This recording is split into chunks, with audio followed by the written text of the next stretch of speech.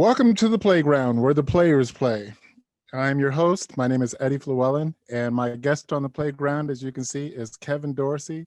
And for those that don't know Kevin Dorsey, this man has quite a resume. I'm going to first of all start with the fact that we've known each other for ages. We've kind of lost contact because Kevin has been so crazy busy over the years. And I'm going to let Kevin tell you his story because this story is interesting, like from the very beginning.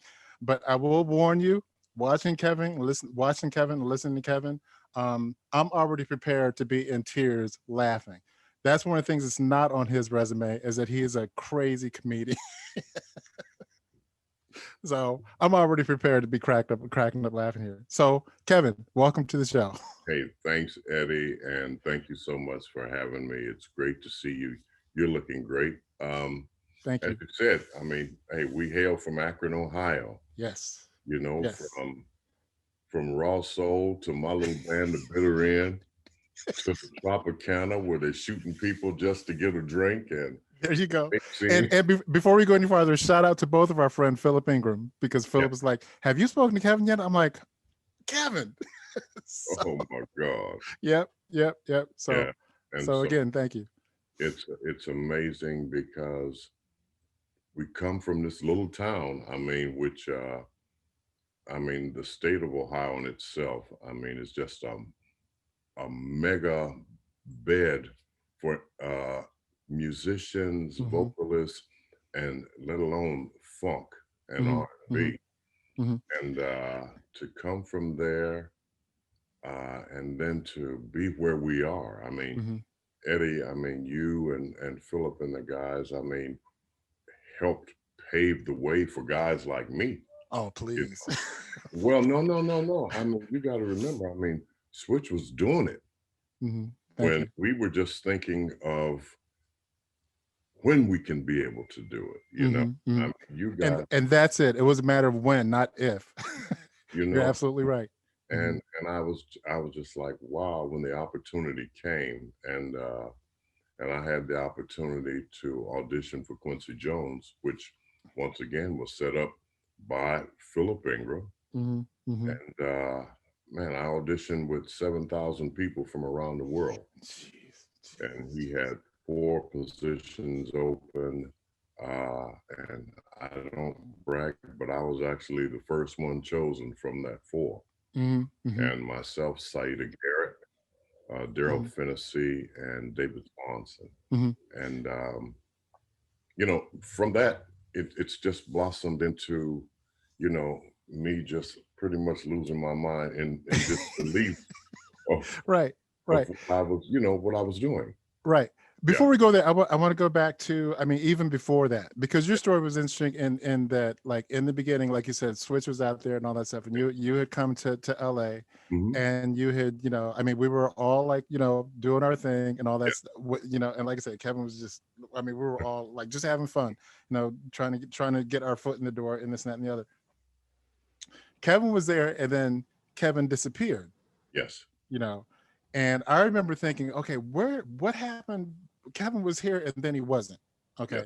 And I want you to fill in the blank on that one, because I mean, talk about a story of pulling out the bootstraps, you know.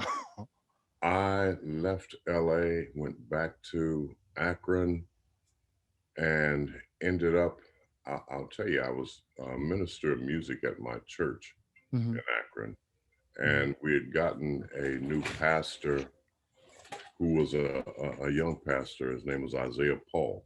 And he was very, very, very instrumental in trying to make new things happen for the church, trying to break away from the olden mind, olden time type vibe. So he asked me to come with him to Hampton, Virginia, to a musicians ministers conference. And I went there with him. And the big thing there was to open the conference with a solo, and whoever the soloist did that was supposed to be, you know, hot stuff. Long story short, I opened the conference. And after that, I met a gentleman by the name of Wendell P. Whalum, who happened to be the chairman of the music department at Morehouse College in Atlanta. Long story short, got a Make scholarship. a long story long, because I mean detailed. Your story Yeah, is so good. he It's all good. yeah, he asked, he said, something, I would love to come for you to come to Morehouse. And I'll preface that with saying, prior to him, I'd been approached by Princeton, Yale, Mm-hmm. and about 4 other representatives of universities there who offered Mm-hmm. me the world. Mm-hmm. And he walked up to me and said, look, I can't give you everything that they're going to give you over there. I'll Mm-hmm. give you a good education. I'll feed you, Mm-hmm. and you'll get a lot of history. And Mm-hmm. so being from Akron, I laughed at him and said, okay, now I got Uh-huh. Yale and Princeton hollering about they want to put me on. And he Uh-huh. Uh-huh. saying, all you can do is give me a good education and some collard greens. I'm, I'm, Now was that like your were you aspiring to go back to school at the time, or I mean were you I was not, Ed. I was okay? truly lost Uh, in what I wanted to do. uh, I uh, was, I played, up in Canton with the Bulldogs a little bit in semi-pro ball. mm-hmm. And, everybody aspires to head to the NFL or NBA or whatever. Mm-hmm. Mm-hmm. And I was, man, working odd jobs from manpower to this Oh to my that. gosh, manpower. Yeah, yeah. Right, right. Oh, I remember. my, Same here. my father was just like, bruh, you're gonna have to get out of here. So, uh, uh-huh. so I thought, and time was passing during the summer, and I thought about that old man telling me, I can only give you this, that, and the other. And my mom called Atlanta because her brother, who was a pretty big minister there, he and Mm-hmm.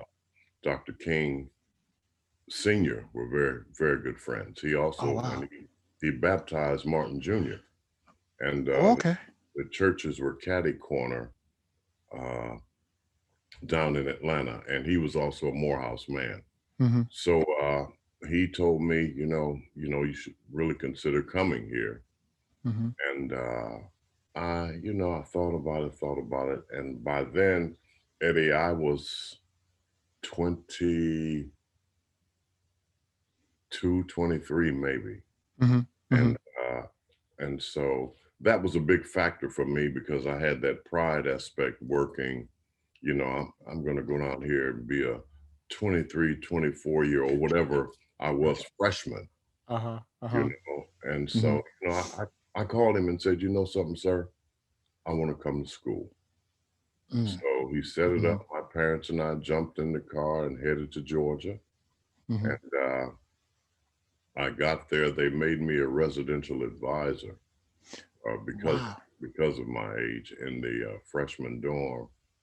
And that was kind of interesting. I was in a place called Graves Hall, Mm-hmm. which was the oldest building, that along with Robert Hall on that campus.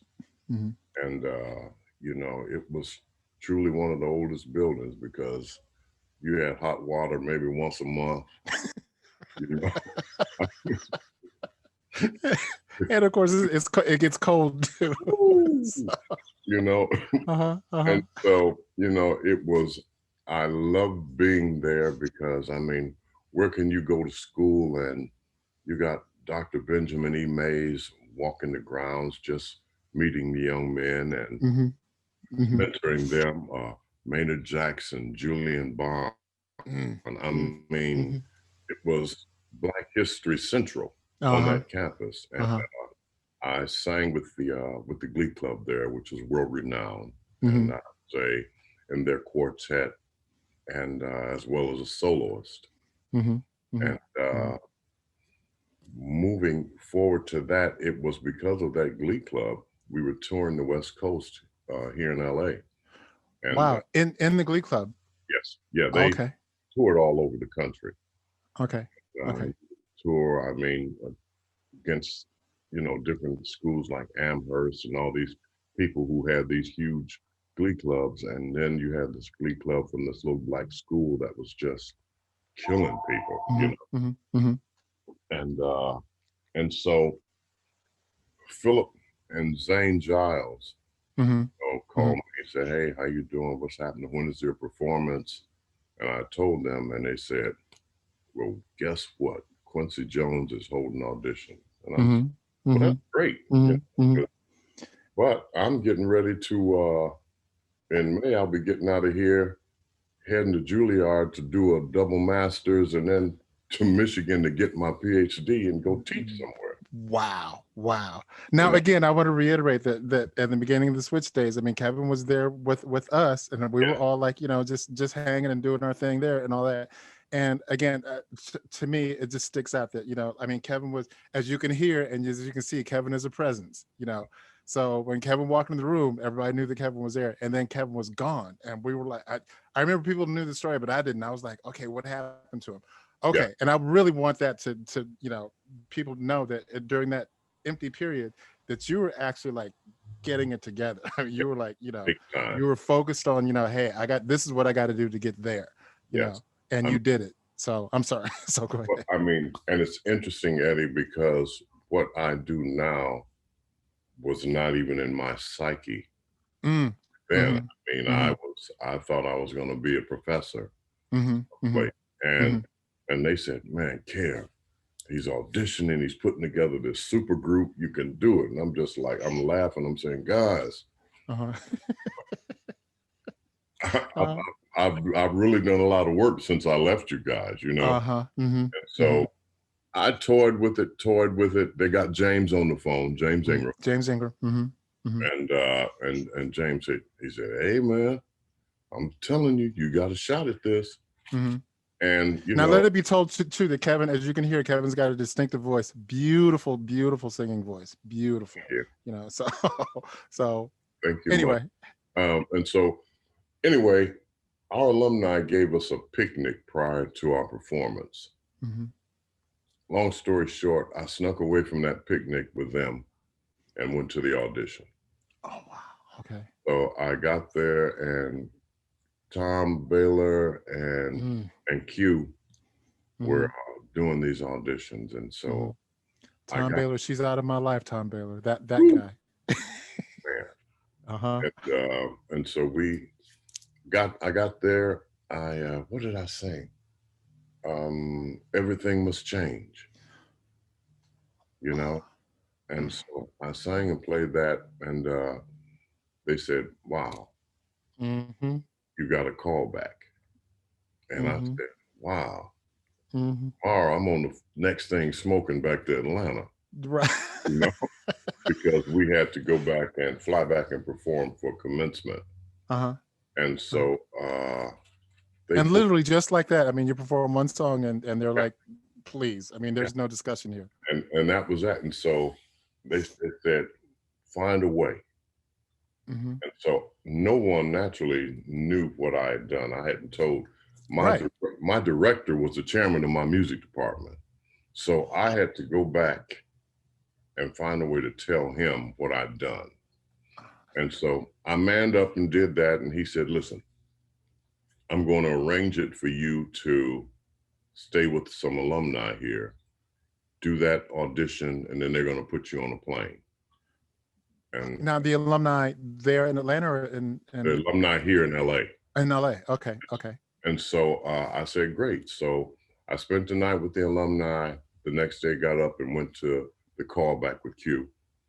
I left there. They took me to LAX, and I headed back to Atlanta. That was on a Saturday, and we were singing for commencement the next day on Sunday. Wow. This is inside of a few days. This is inside of a few days. And this happened that fast. And this was in May of 1983. And so sang at commencement, came back home, and had told no one what I had done. With the exception of my guys in the Glee Club, they knew. So I'm in Akron, summer job. And I guess it's in June or July, a letter comes to the house from Quest Records and Warner Brothers. And my father said, "Boy, you got some kind of mail here from a U.S. something?" And I said, "Huh?" And he gave it to me. He said, "What's that?" I said, "Oh, nothing." He said, "Who you know out in California?" I said, "Well, Philip is out there." He said, all right, now don't you mess up now. You're getting ready to graduate. I said, all right, Dad.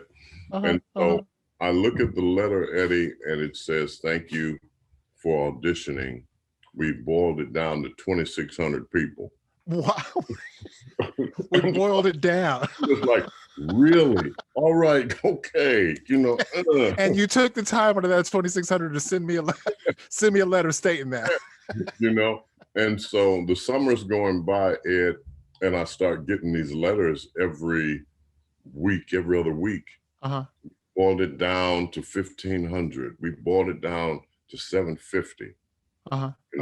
So right before you're getting updates. I mean, you're not part of that. I mean, you're just getting updates as to what's going on. Yeah, they're sending me letters. Wow. And so it's the week before I go back to school, I get a letter from and it's from Tom Baylor. And Tom says, we boiled it down to 26. And you're in the hunt. And I said, wow, okay. So I go back to school, I'm thinking my parents still don't know what's going on. Now I got to ask you, they said it boiled down to 2,600 people, right? No, that was the initial letter I got, yes. Right, okay, I'm sorry, starting from there. Okay, the initial letter is 2,600 people, and you get a letter. Are they like sending out 2,600 letters? I mean, I honestly don't know. Wow. And I'll tell you, I called Philip and I said, hey man, I got this letter. He said, well, hey, that's good. At least you're in the hunt. Right. And then the last time I called him was when I got that letter that says it's down to only 26 people. Okay. And the next week I head back to Atlanta, enroll in school and class like, everything is fine. So and this is what year, and you're not a freshman anymore. You're like I'm going into my senior year. You're in senior year. Yeah. Okay. And so it's let me see where I'll flash forward to November. I getting ready to go into finals, and so one of my dorm cats. By then we lived in a house that's right across the street from campus. They call them the brick houses, which they had upperclassmen living in. And so one of my guys said, hey, Kev. I said, hey, what's going on? He said, hey, man, some guy called on the phone in the hall, said his name was Quincy Jones. I said, huh? He said his name was Quincy Jones. Yeah, I'm just like, okay, I know you from like Tupelo, Mississippi, but I know you know who Quincy Jones is. But right. All that aside, I said, oh, okay. And so he said he's going to call you back. So Eddie, I went and those little chair desks that they have. Right. The combination. Yeah, I got one, and I put that thing by the payphone, got my books, and I sat by that phone for the rest of the day. I'm sure. And it never rang. Oh man. Never rang. So I'm in my room that night, and it's about 10, a little after 10. Knock on the door, and it's the same cat. He said, Kev, that guy's on the phone again. And so I go. That guy is on the phone again. I go out in the hall. I'm mad because I think somebody's playing a prank on me. Okay. And I say, hello. He said, Kevin. I said, yeah. He said, it's Q, baby. I said, Mr. Jones? Yeah. I just called to welcome you to the family. And I said, Mr. Jones, can you hold on just a second, please? Yeah, go ahead. I took the phone and did this, and I started hopping all around. So I get the phone and I start talking to him, and he says, well, what's your schedule like? I said, I'm in finals right now. I'm done December 10th. And Quincy said, I'd like to fly you here after your finals so that you can meet the other 3 people that will be in your group, which once again is Saida Garrett, Daryl Fennessy, and David Swanson. Wow. Out of the over 2,600 people. Out of the over 7,000 initially. 7,000 people. That was boiled down in 2,600. From around the world, yeah. So I finished Kevin.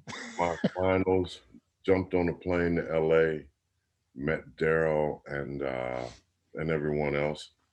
And here's my phone, Eddie.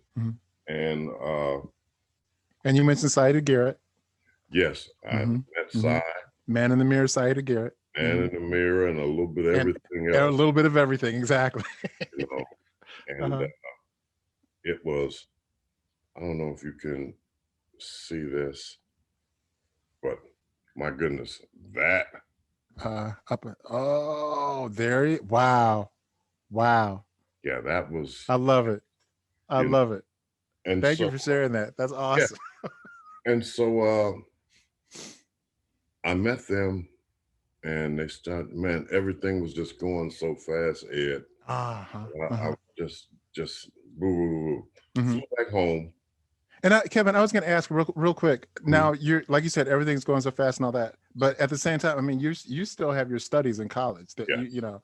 Yes. And as you were saying before, you're sitting next to the phone, you have a desk there, and you're studying and all that. You got, I mean, finals, that's not a small thing. I mean, that's a huge thing. Yes, it is. So you got to get your mind together where you could like, okay, I got to focus on this. But oh my God. Let me tell you, that was the last, and we were in finals week. And I mean, I'm sitting here just bursting because I'm just like, I'm bursting, but I'm a senior, so I can't clown. You know? Why not? You're Kevin Dorsey. That's what you do. Especially with the professors that I had. They were just no nonsense. And would just wreck you, you know, when you try to clown. So all that's done, I fly home for Christmas break. Quincy has told me we're flying you back January 15th. And I'm just like, I said, yeah, I'm ready to go. You fly me out of Atlanta. Now, you're talking coming up as my graduating semester. Everything is done, you know, all just a couple little, you know, take some knitting and something like that. And I'm done. So now I fly back to Akron, and I have to tell mom and dad, how y'all doing, you know? Let me tell you what's been happening, you know, and what's really getting ready to happen. You know, so we're sitting at the dinner table. Now they're thinking you're in school, you're doing your thing in school, and that's what our baby is doing. You know, calling Aunt Pearl and everybody else getting them ready for commencement in May, not knowing in May I'll be out here getting it in LA, you know. So we're sitting at the dinner table, and I tell my pastor, by the way, not going back to school. Well, I'm going to pack up my things, and then I'll be heading to Los Angeles. And my mother, she started laughing. Boy, you're so silly. And my father said, he started chuckling, and he looked at me. He said, wait a minute, Etta May, this boy ain't playing. And so here we go. Room, you know, and the one I always remember is my mother said, if you're that good, they'll wait for you. And I said, Mom, unfortunately, you're talking about the entertainment industry in Hollywood. I said, they wait for no one. There you go. And long story short, Ed, after I got them, and, you know, and the biggest thing for them, well, can you really make a good living doing that? You know? Isn't that always a question, right?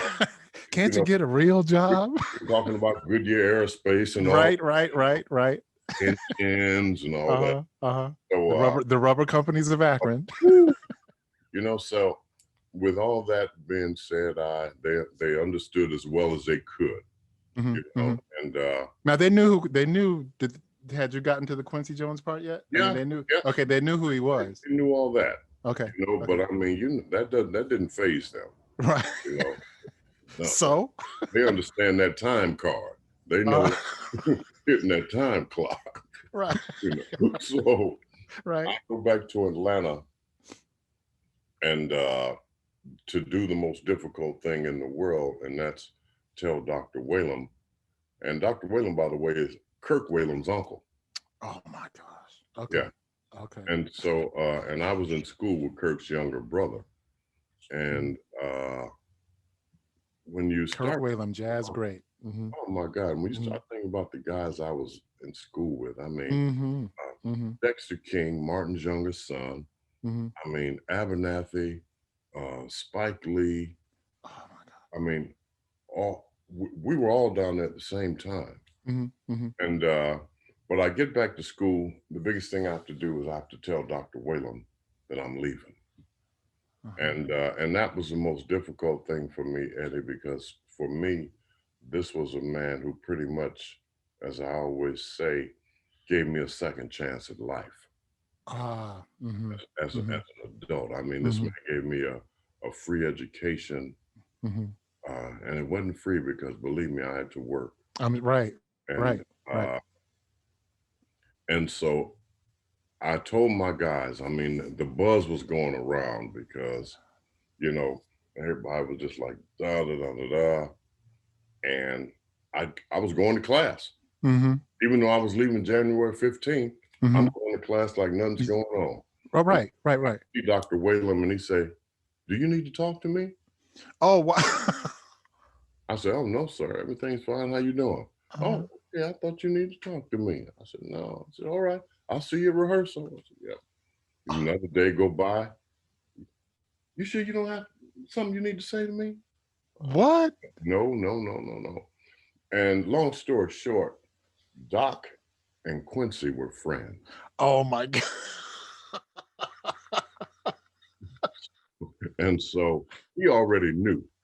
Oh, right. And finally he asked me, do you need to talk to me? And I said, yes, sir. I went in his office and he said, let me tell you something.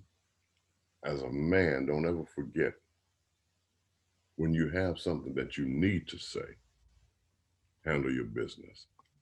He said, I mean, wise words. And Eddie he kept talking to me. And you know how the cartoons, when someone is just giving you the truth and you just get smaller. Right. Smaller. You know, I was just going to ask you when you were saying that he was coming to you, you know, over a couple of days, you know, do you need to talk to me? That feeling as a child where, you know, they know. Yes, exactly. And, you know, like you said, you literally get smaller and it's like, okay, the whooping's coming. The whooping's coming. Exactly.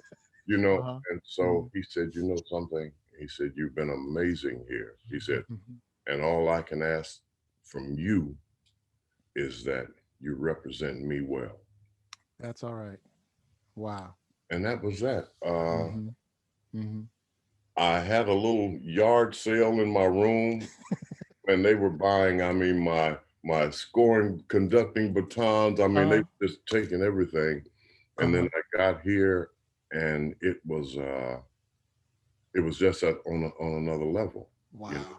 I mean, because with Q, you know, it was just all you could do was be a sponge and just take everything in. You know, here's your first Grammys. My first Grammys was Bobby McFerrin opening around midnight. Remember when he did that? Yep. Yeah. And your first Grammy. Yes. And then after that, you know, came We Are the World. You know, I mean, just everything's happening. And then I was introduced to the jingle market. Your life, I mean, even then, I mean, it was a whirlwind. I mean, how do you, like you said, you have to be a sponge. I mean, everything's happening so fast. Yeah, I didn't even know what a jingle was. And then I did the jingle, you know, a couple of weeks later, I'll get a check. And I called the union. I said, hi, my name is Kevin Dorsey, and I did this commercial, and I think there's a mistake in that they paid me too much, you know. And they said, no, it's what it's supposed to be. And I'm just like, really? And I told Philip, and Philip said, yeah, that's what it is. Wow. And next thing I knew, Eddie, I was fortunate because bass singers, and because of my range, they were there were bass singers here, but I mean, I did what I did. Okay. And real quick, because I don't know if you're going there, but that jingle was for? That jingle was for Budweiser.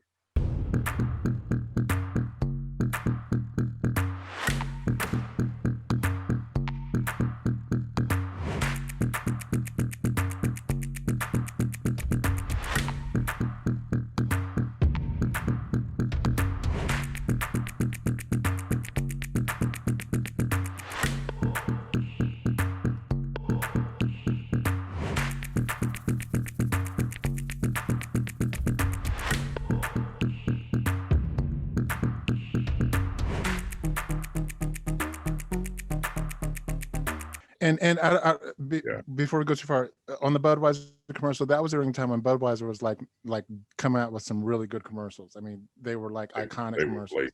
Yeah. Do you remember? Because I want the audience to know. Do you remember which commercial it was that you did? Do you I remember? do not. Okay. Okay. I do Okay. not, unfortunately. I mean, Okay. you know, it wasn't the ones Did that you sing, or was it a? it was a vocal. Okay. Okay. I mean, Okay. we didn't get to the frogs until further down the way. Gotcha. You know, Right. wow, sir. You Uh-huh. know, Uh-huh. And so you were in all that. yes, Wow. Awesome. Mhm. and then we you know, I started doing that, and then they start turning me on to the films. Okay. And I'm sorry, you were gonna say as far as bass singers, you kind of fortunate. Myself at that time, Gene Morford was like the man. Mm-hmm. I miss him. He was such a mentor. Wow. So you did get to meet him. Yes, Okay. and Gene was. I mean, I'd go to and I'd do the demo, and I mean, the jingle business was cut and dry. Mm-hmm. Before I could get out the door saying thank you, here comes Gene repeating what I did during the final. So, you know, I get the few $100 doing the demo, Mm-hmm. and Gene would get the 75 grand. Mm-hmm. And I'd be like, I'm a little short. But, you know, and he tell me, he said, don't worry. He said, don't worry, Papa, your day is coming. And naturally it did. Mm-hmm. You know, and then they put things aside to work because, you know, naturally what you had to do for Q, you know, that came over everything else. Mm-hmm. Mm-hmm. The first big project with him was The Color Purple. Mm-hmm. Mm-hmm. Mm-hmm. And that's when I really got introduced to the film side. And then it went from Color Purple to Out of Africa. Mm-hmm. When And Harry, what'd you do in The Color Purple? just singing.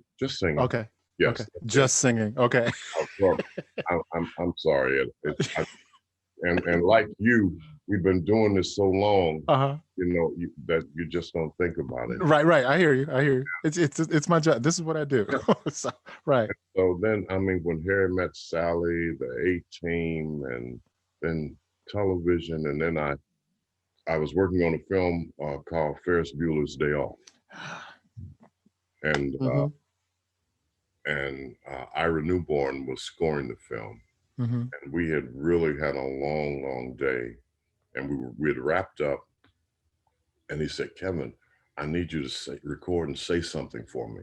I said, I love you to death, man, but I'm burnt. And he spent the next 3 or 4 minutes convincing me to go say this. And he said, I need you to do this.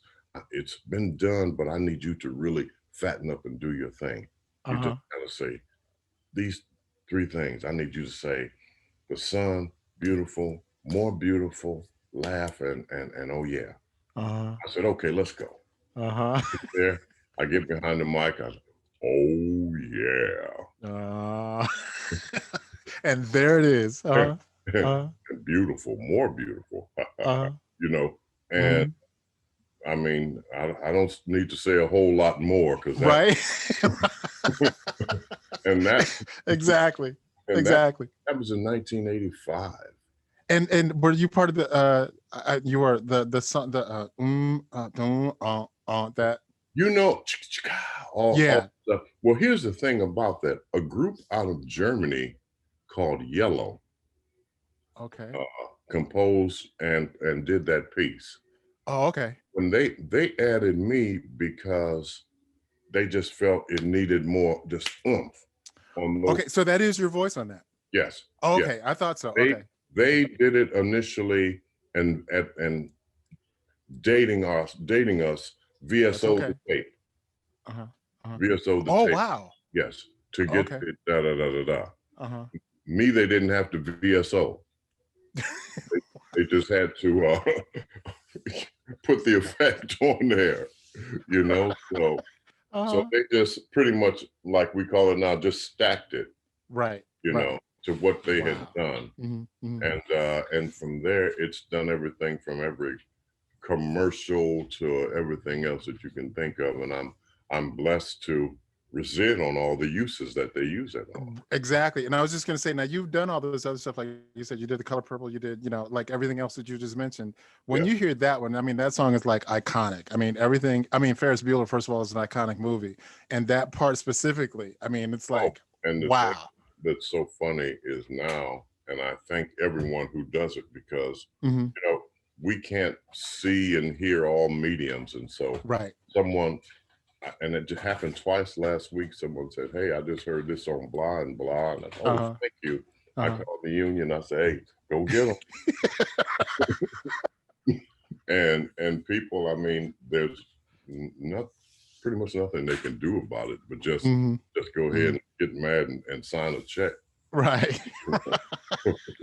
Right.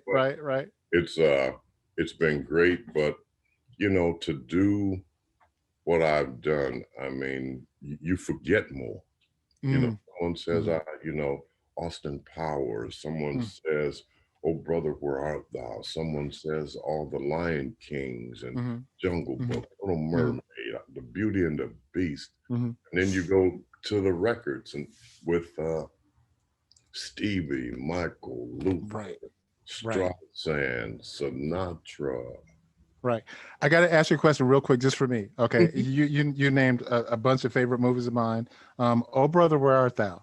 I didn't know you did that. What did you do in that movie? That's like a favorite of mine. I sang on that also. Did you? Oh, and that was a fun, that's one of my favorites. Is it? And believe it, because I mean, that style, that bluegrass style, man, I was like, man, I didn't realize that I liked it so much until I heard that. Exactly. And that style is like awesome. That was a great one musically for me. But I'll tell you, believe it or not, my favorite, which didn't get a lot of hype, but does well with cable, has to be the 5 Heartbeats. Oh man. Same. And myself, Billy Valentine, Daryl Finnessy, Jim Gilstrap, and Dorian Holley. We were the 5 Heartbeats. You were the 5 Heartbeats. Yes. Okay. Now they mentioned the Dells. So did you? They can mention the Dells, but hell, I'll mention the Dells. The Dells. You know? but in reality, in reality, I got nothing but love for you. There it is. Oh, thank you. I mean, the Dells. What more convincing do you need than that? I mean, it's always funny because when I see Robert Townsend and talk to him, because what's the first thing I did for Robert with Patrice Rushen, something Hollywood. Yeah, right. Yeah. But the Dells had the single, the Heart is a House for Love. Right. You know? And Kevin, you sang that? I got no. That was you. Yeah, I was the voice of Harry Lennox. Yes. And Billy Valentine, he did the majority of the leads. He and the late Dee Harvey. And it was funny. I mean, I just found out last year, Eddie, that the majority of everything about that film about the stand-up groups was actually taken from real, excerpts of what happened in the lives of people from Motown. Like when Big Red had them hanging the guy out the window. I didn't know in real life that was Jackie Wilson. I didn't know that. Yeah, that happened in real life. That was Jackie Wilson. That they hung out. No, that wasn't him, but they got that from when they hung Jackie out the right. That's what I'm saying. Right. That's what I mean. Yeah. Woo. So a lot of those stories, and I mean, they could be different instances, but a lot of those stories are true stories. Yeah. I didn't know. I didn't find that out. I did not know that. Yeah. you know, and I'm sure, ooh, I know Jackie's wig was wet hanging out that window like that. His perm was crazy. But Right. yeah, you know, I mean, from the films to television to my favorite I love, from Whitney to Elton to Sting to Phil Collins to Right. Hey, Kevin, I got to ask you, and speaking of that, what you just said there, as far as like, I mean, first of all, you're there, you're doing your job, and you're doing your job well, and I mean, all this stuff is happening fast. I mean, the side stories that you're hearing also, I mean, because the people that you work with and all that, I mean, they're sharing like these stories, like that story as far as Jackie Wilson. I mean, that's really interesting, and I yeah. can imagine that's only one of like how many thousands of stories have you heard like that over the years? Oh my goodness, you hear so many things, and so many of them that I won't talk about on here. Right, right, understand, understood. And Especially working with somebody like Quincy Jones, I'm sure he's sharing like a lot. yeah, Yeah. I Mhm. mean, because it's you're back in school Mhm. when it Mhm. comes to Q. Even now at 87, we I was in the house band when they just honored him at the Composer Society. Mhm. Mhm. You know, to be there at the end and his friends come to honor him. I mean, you know, Sidney Poitier, you know, Mm. Marilyn Bergman, all these people Mhm. are there. And I'm just like, you know, you somehow have become a part of history, you Mhm. know, and Mhm. I think of that because, you know, even though today, you know, sure, I've done Kanye and some of the young guys, Mhm. I mean, I think of, like I said, Sinatra, Streisand. Mhm. You know, if I go to country, Dolly Parton, Lee Greenwood, Kenny Mhm. Rogers, Mhm. all these guys. All of which you work with. Yeah. Mhm. Um, and then I mean, on the R&B side, from Whitney to Mike to Al Green. I remember we were doing the Tonight Show with Al Green Mhm. with, on Johnny Carson, and we were going and you can always tell on the show when it's time to go to a commercial break. And they trying to tell Al, okay, come on, man, come on. Al got the spirit in him or whatever. And so we finally done, they clapping. Johnny comes over to us and he said, Reverend Al, you just fantastic. Al said, yes, I feel like doing a little love and happiness. And Johnny Carson said, I feel like going to commercial. Ladies and gentlemen, here we go. I'll be right back. I mean, it, And he did, right? oh yeah, oh yeah, you know, Because and he's Johnny Carson. yeah, he's Johnny Carson, you know, and I guess my biggest thing, and I always laugh, but then I don't laugh because I always say, man, it's always, no matter what I've done, it always comes back to Michael, Mhm. Mhm. you know, Mhm. and I always told myself that I was blessed not to ever be pigeonholed because I mean, today, you know, I'm at Westlake Studio, but tomorrow I'm on stage at the Hollywood Bowl. Mhm. You know, Mhm. so, Mhm. or you know, then the next day I'm with Lyle Lovett and Aaron Mhm. Neville. I mean, but you could never just say black gig, call Kevin. You know, Right, right. There you go. and that's Awesome. something I never ever wanted, Eddie, because Mhm.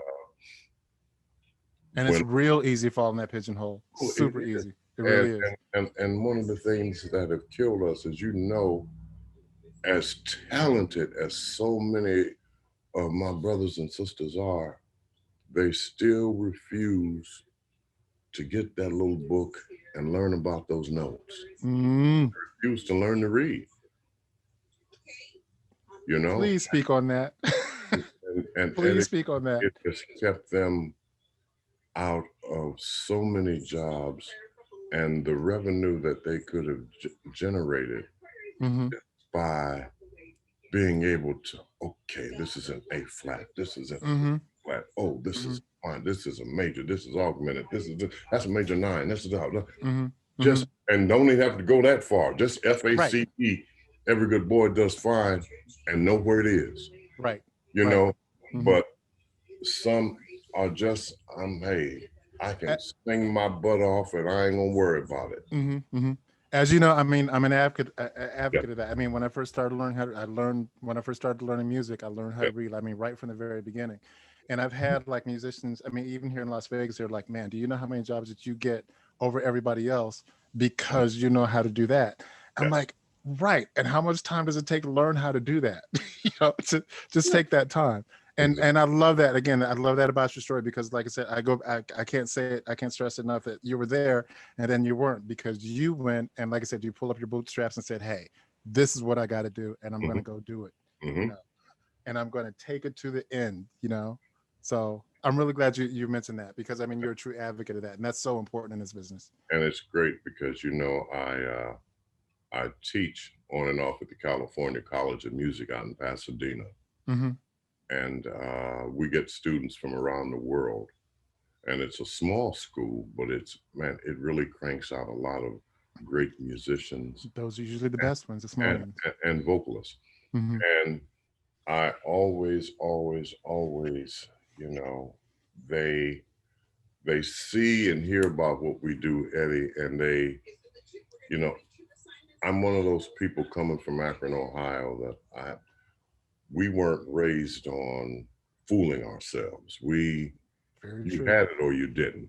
Mm-hmm. You know, I Mm-hmm. mean, we could teach a lot of things. I can't teach you feeling. Mm-hmm. You know, Mm-hmm.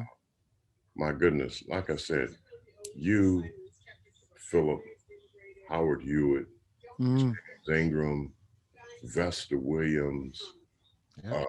Devo with Yep. Garfield. We had Yep. Kinsman dads at the time because Yep. all of them grew up on Kinsman up in Cleveland. They ended up Mm-hmm. the dads player. You know, Right. I Right. mean, we had Slave, we had Mm-hmm. Zap. I Mm-hmm. mean, All I from Ohio. Yep. I can go Mm-hmm. on and on and on and on, Yep. and naturally the Ohio players. Yep. And Bootsy, I mean everything. Yeah, everybody. Mm-hmm. You Mm-hmm. know, but we as I'll quote my dad again, we were all cut from a different cloth. You Mm-hmm. know, our hunger as musicians, as vocalists, even as athletes back there. I mean, Mm-hmm. Right. we wanted something. Number Mm-hmm. one was to get the hell out of Akron. Number two, you know, Right. and you had to be about it to be able to sustain because I mean, people don't know today, but I mean, it's different times. We were 14 and 15 playing in grown folks clubs. Thank you. Yes. Yep. That's Yep. what people don't understand. Yep. I mean, and I won't say I'm proud of this now at 63, but let me tell you, at at 15, sitting with my legs crossed in the Tropicana, having a cocktail, talking to a woman 30 years old. Right. Oh Right. my God. Exactly. Or Exactly. or Yep. being at the mix in Yep. At the mix in, home and of raw soul. and, and Percy, or what's his name, come up to you. We didn't do so well on the door tonight. Y'all only gonna make blah blah blah. Right. Right. Right. You know? Or playing at the Firestone local. I laugh because Uh-huh. it's so funny to me right now. I mean, people don't realize when you're watching the Mac and Superfly and all that, Right. not that we're proud of it, we live through the reality of There it. exactly. We We sure were at did. the Firestone local playing at the Players Convention and the Players Ball. We that we did that. That was Yeah, we reality. did. Yep. Yep. You know? Yep. Yep. And I mean, And professional. I mean, everybody was in tune. I mean, we're like you said, we're like in our teens, and that was important to us. You know how we sounded, that we were in tune, that we're in sync. I mean, that was important to us at that young age. now one thing that I did have a problem with, and it was uh, back in the day, it was Eddie's drummer. Oh, Eddie's drummer, Ike Allen, was the union man. And so if if my band was on the stage and somebody hadn't paid their due, he come. I'm gonna shut it down. and he did. He And did. dudes wasn't but like $5 or something. But yeah, it Yeah, was he we did. those days, you know, I can't Uh, say I miss because we had fun. We had so much Oh fun. my Oh my God, gosh. it was Uh-huh. fun, you know. Uh-huh. Hmm. And coming here and doing it as a professional, I don't think I would be the same if not for that initial experience that I had as a kid. Hmm. I mean, Hmm.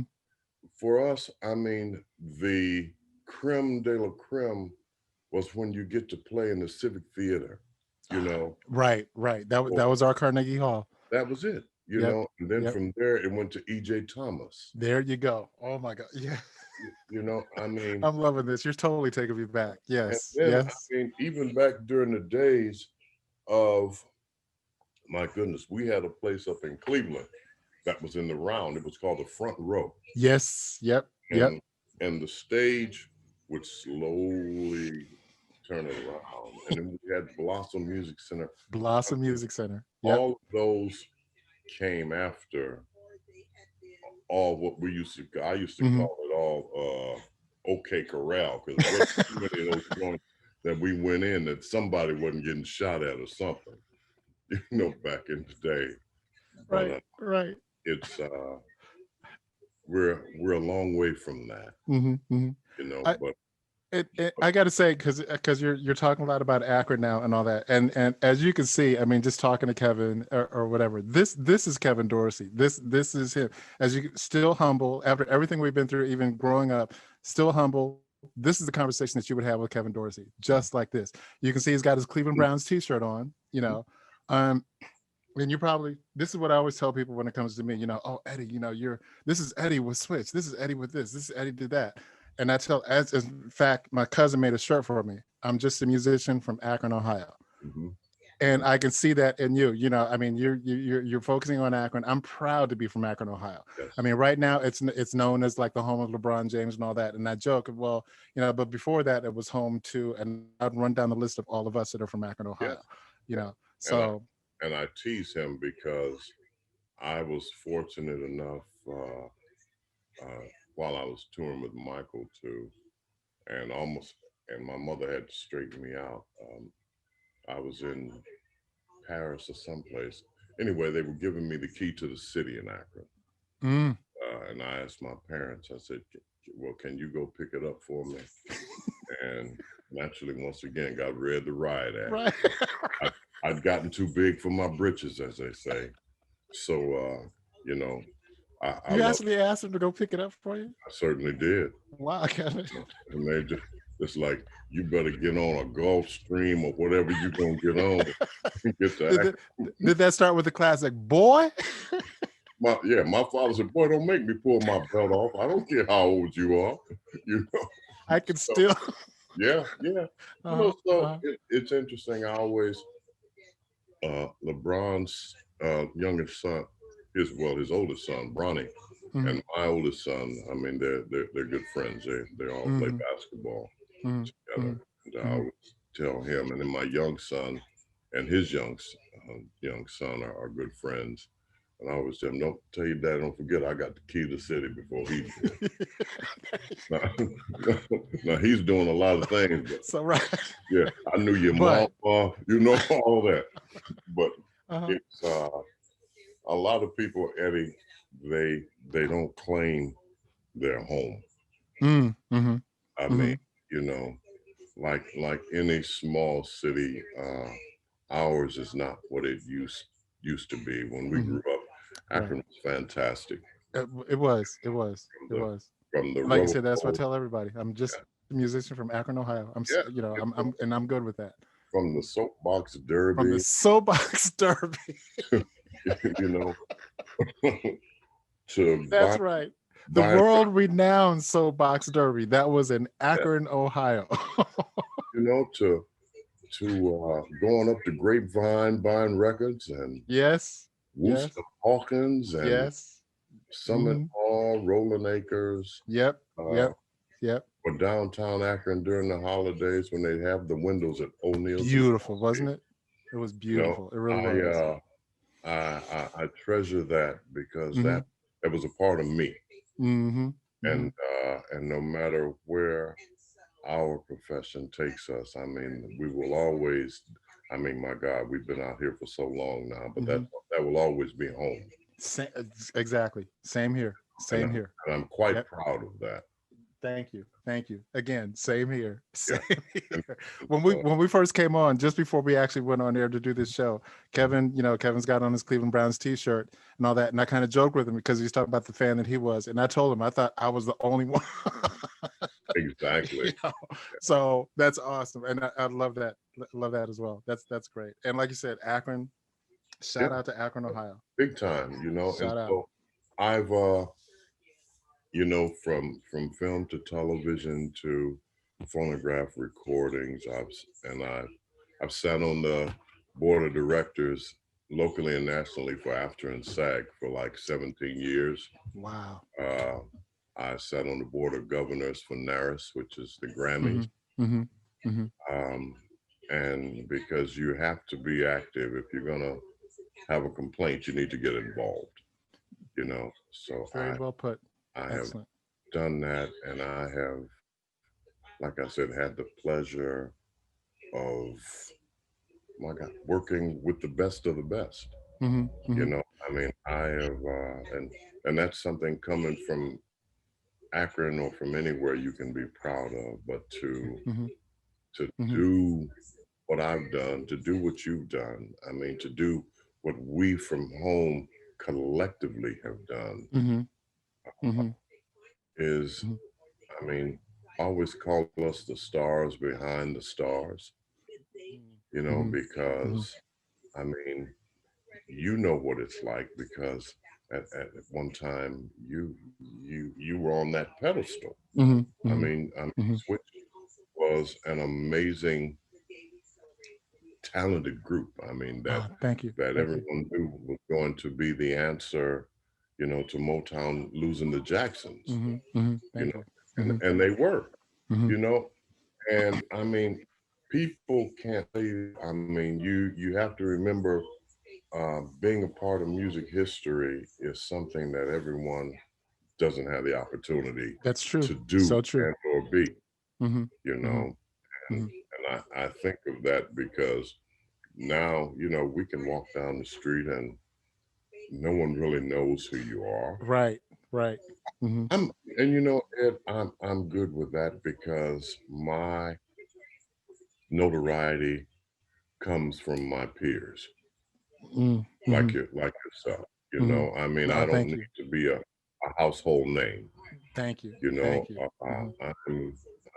I'm fine with just being Kevin behind the scenes, but so proud that I helped get that Oscar, get that Emmy, get that Grammy. So proud of that. And when it's all said and done, and I decide to hang them up, I'll be able to look at myself and say, well done. Very well done. Very well done. And it's, you've spoken, you've gone through your, the different phases of your career, and we've managed to go all this time without speaking about Michael Jackson. And MJJ.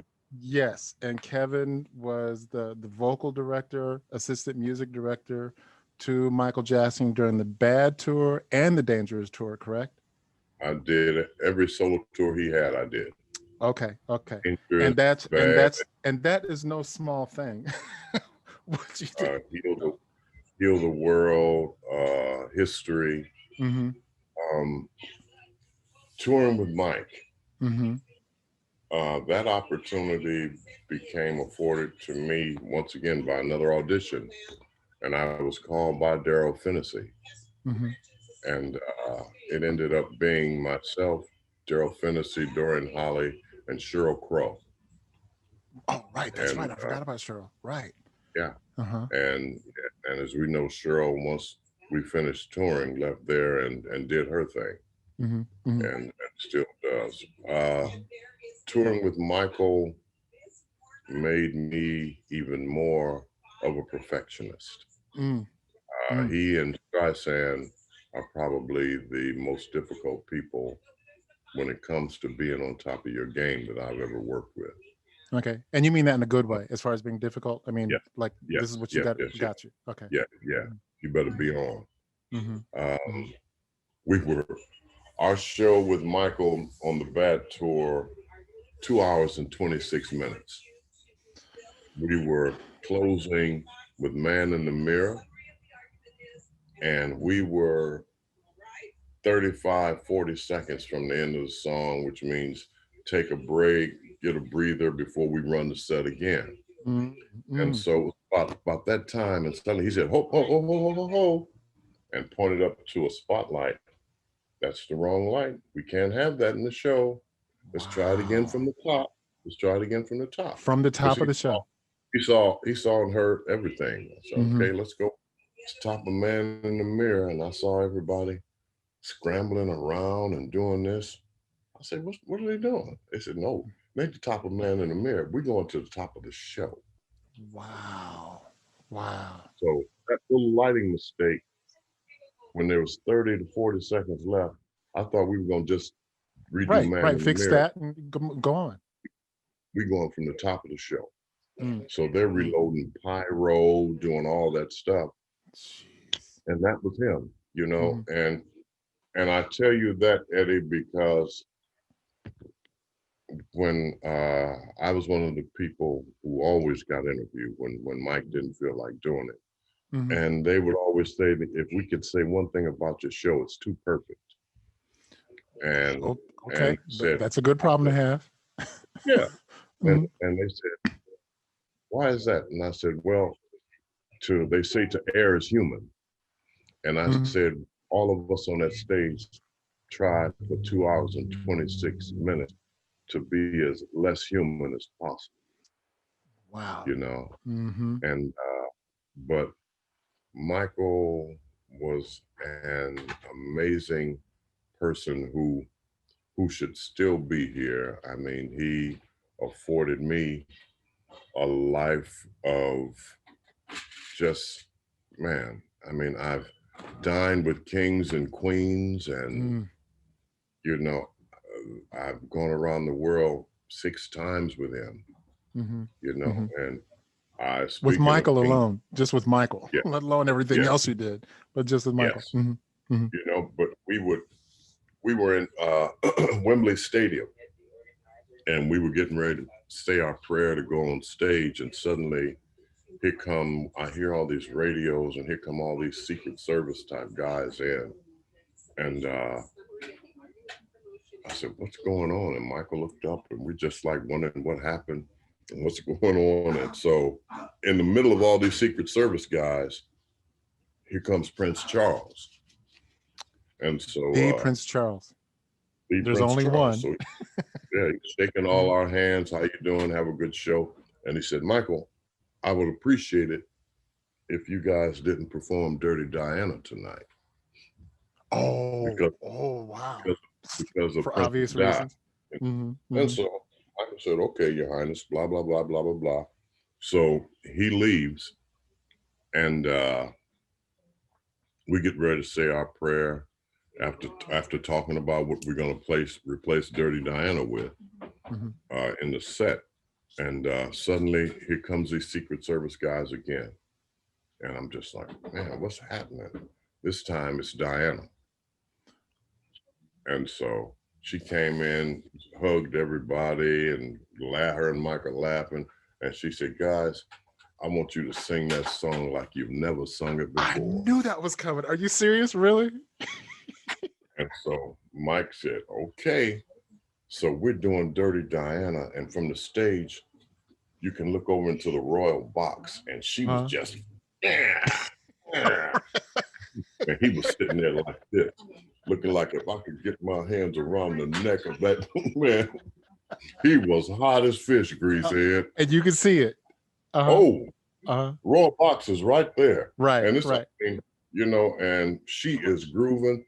There's 160,000 people in there, you know. And she's like, play that song like you've never played it before. And then the next day, front page, because you know London is like the home of the rag papers, you know. Oh, right. And so they had Michael's hair stage clothing and everything else, and Prince Charles' face on the body, you know, saying, you know, poor little Prince didn't enjoy. I mean, they call it Wacko Jacko does blah, blah, right, blah. I mean, yeah. right.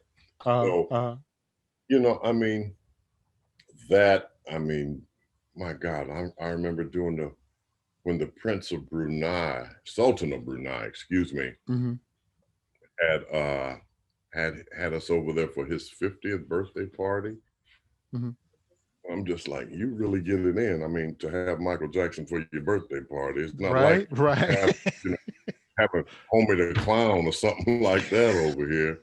And so we did that show, and that was during the summer. He built for lack of a better term, like a small stadium and everything else for Mike to come back for New Year's Eve party. What? And I'm just like, and it was, Eddie, when we got there, I mean, I said, I can live in my dressing room. I'd never seen anything like it in my life. Wow. And he flew everybody from Joe Montana, whoever was a celebrity here was at that New Year's Eve party. Even OJ was there. I mean, you know, before his happy love ride in the Bronco down the 405. But you know, love riding the Bronco. But yes, it's always about Mike.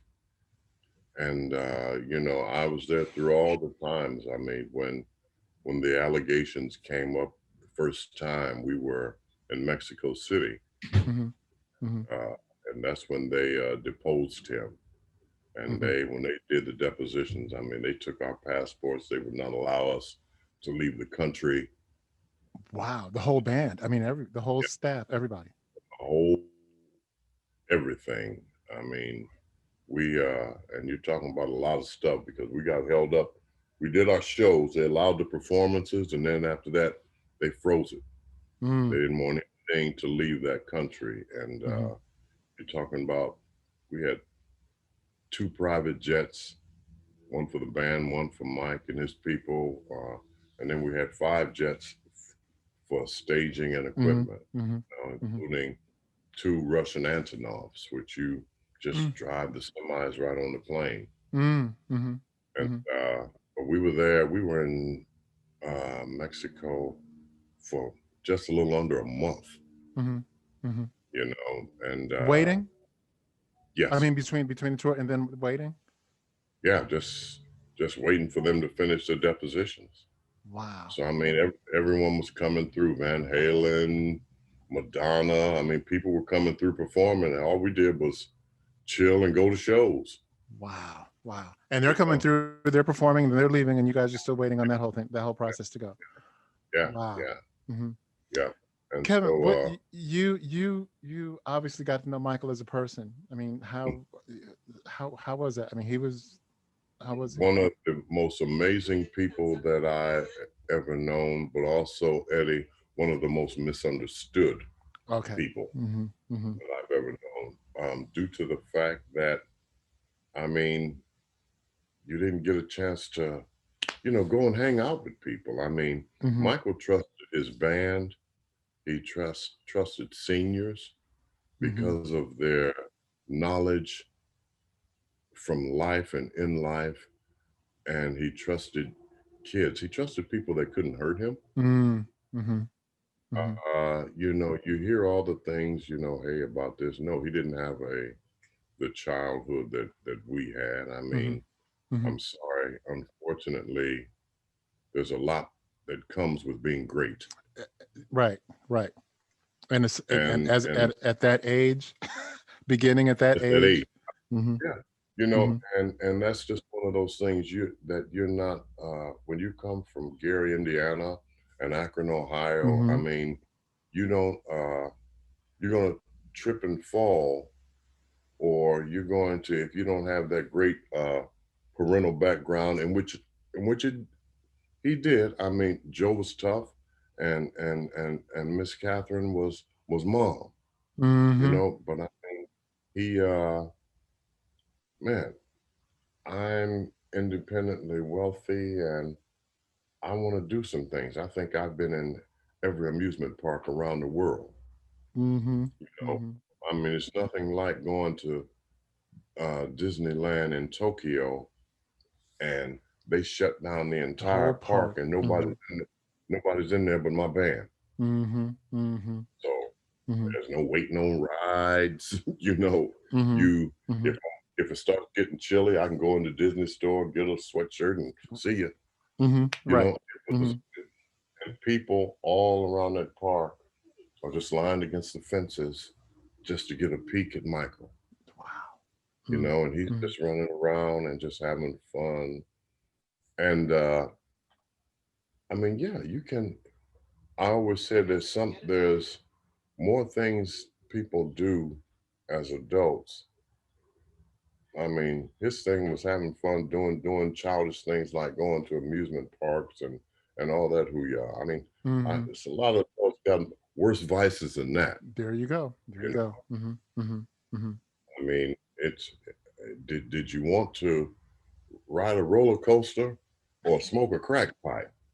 You know, I mean, Ah. Mm. you know, I Mm-hmm. mean, which, but no matter what he did, and I always tell people, no one ever expected that man to be loved by the world. Mm. Mm. Had it been loved by everybody in the projects, it would have been all right. Ah. But Very well put. when you have a birthday party in where were we, Switzerland or Italy, and you charter a jet and bring over Sophia Loren, Raquel Welch, Gregory Peck. I mean, he piled them on, all of them on there because we performed the night of his birthday, August 29th. Mm-hmm. When you Mm-hmm. do all of that, when you can be married to the king's daughter, Elvis, Mm-hmm. Mm-hmm. Mm-hmm. and then buy Elvis's publishing catalog, Yep. Yep.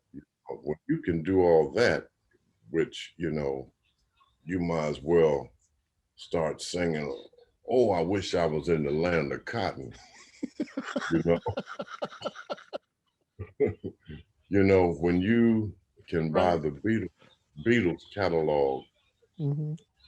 when you can own, um, mm, I'll say Right. it, Exactly.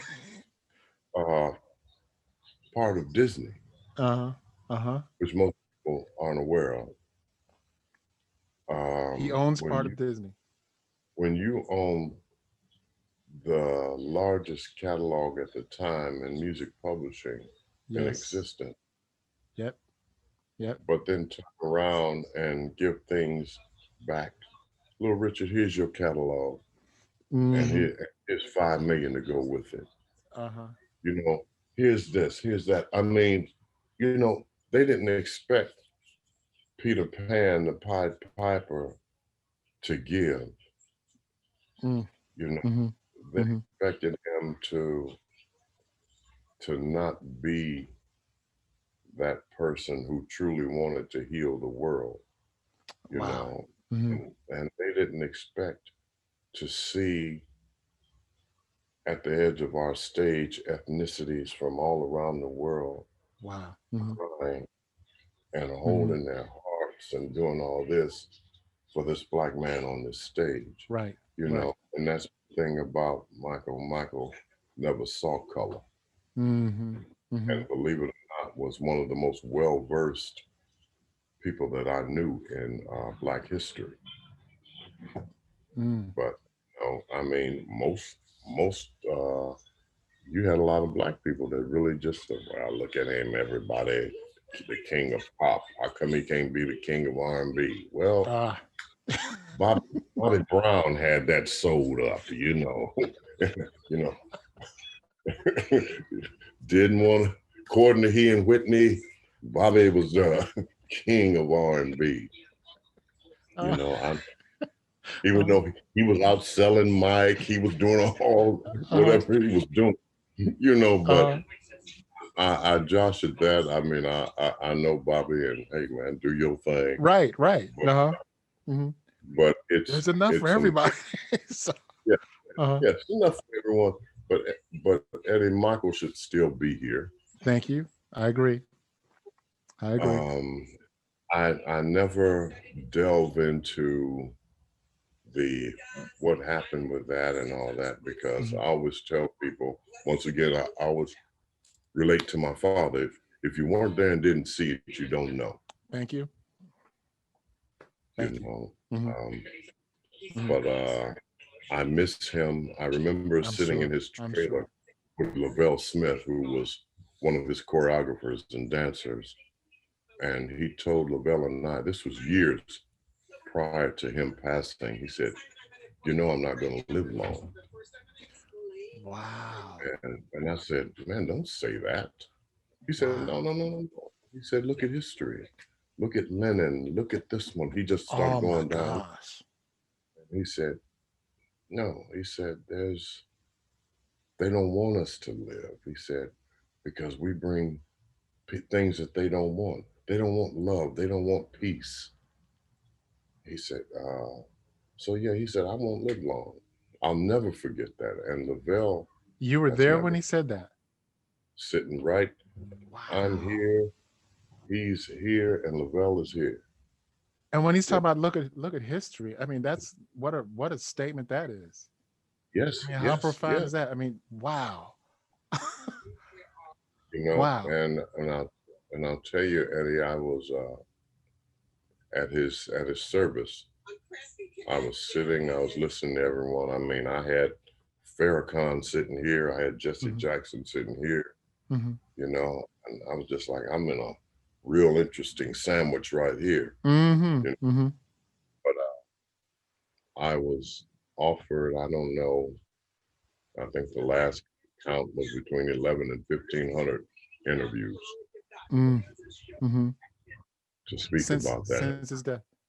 And I didn't do any at that time. I mean, because unfortunately, a lot of people were doing, they were getting their 15 minutes of fame, I can only imagine. As well as actually generating revenue from that. And it was sometime after that, that they called me from Rolling Stone magazine to do an interview. And they said, we've already heard that you've turned everyone down. And they were saying, we want to fly someone out there, and we'll allow you to read everything before it goes to print. Wow. And I said, I'll entertain it. And I ended up doing it, Eddie, because I mean, there was no financial compensation. I did it due to the fact that they had always been very fair to Michael in what they wrote about. You know? And so I did that, and they ended up making a Rolling Stone book about Michael's life. So, you know, that was a thing. But I'd always, you know, when he was going through the madness, you know, I'd go up to the ranch. I'd take my daughter at the time, and you know, I always felt nothing but good when it came to him. I mean, like I said, I put my child in his arms, and it was, I just had never seen so many people try to tear him down. I mean, as you just saw in this last little hoo-yah that these guys did, they just won out of court, and they're getting ready to throw the other one out, because I mean, every time, yes, he did it, no, he didn't do it. Oh, this one told me to say that one. And the man is not here to defend himself. It's like, you know, come on. And so it's horrible to see. I mean, I could never have lived in his shoes. and I was around him, my God, what, 25 years, Mm-hmm. Mm-hmm. you Mm-hmm. know. So he was a practical joker. He was just a very good-hearted person. Mm. And I wish people would have had the opportunity to get to know him and be close to him like a lot. I can't say like a lot of us did, but how Mm-hmm. some of us did. And even I, Ed, when I say got close and got to know him, I mean, it was very limited when it came to social time. Mm. You know, Mm-hmm. that was not, I can't say that, hey, me and Mike hung out like you, me and Philip Mm-hmm. or Mm-hmm. Greg. Mm-hmm. No, that wasn't that. But I mean, yes, we had our times. Mm-hmm. But I mean, that it wasn't, hey, every day, let me hang out Oh, with right. Mike, Right. buddy, and all that. No, I mean, And that's and some understandable. people, yeah, some people did have the pleasure of having that kind of relationship Mm-hmm. with Mm-hmm. him. I mean, mine, I wouldn't trade for the world. I'm sure. I'm sure. Uh, but I, believe it or not, I always try, not that I try to get away from it, but I always have, I say, and that's that old dig in pride thing. I said, you don't start talking about this. And just like you just said, Kevin, we've talked about everything in the world. How about Michael? Right. And for obvious reasons, I had to, because like I said, that's what I tell all my guests. The show is about you, about you. Yeah, and it's so funny, Eddie, because you can't dodge history. I mean, they right. say, you were with the best who ever did it for 20 some odd years. You shared the stage, you shared the studio, you did this, you did that. Right. There won't be another. I mean, boy, that is so true. There's been none I mean, before him and none since, not like him. we did a Michael and Friends show, and it was only in two places, Germany and Seoul, Korea. And so I'm on the stage with Michael, Luther, Mariah, Pavarotti.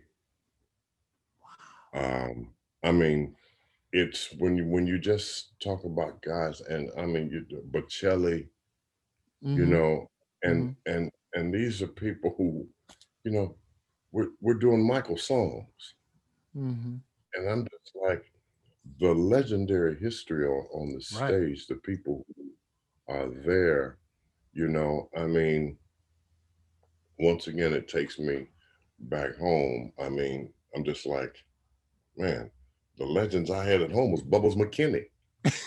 You know?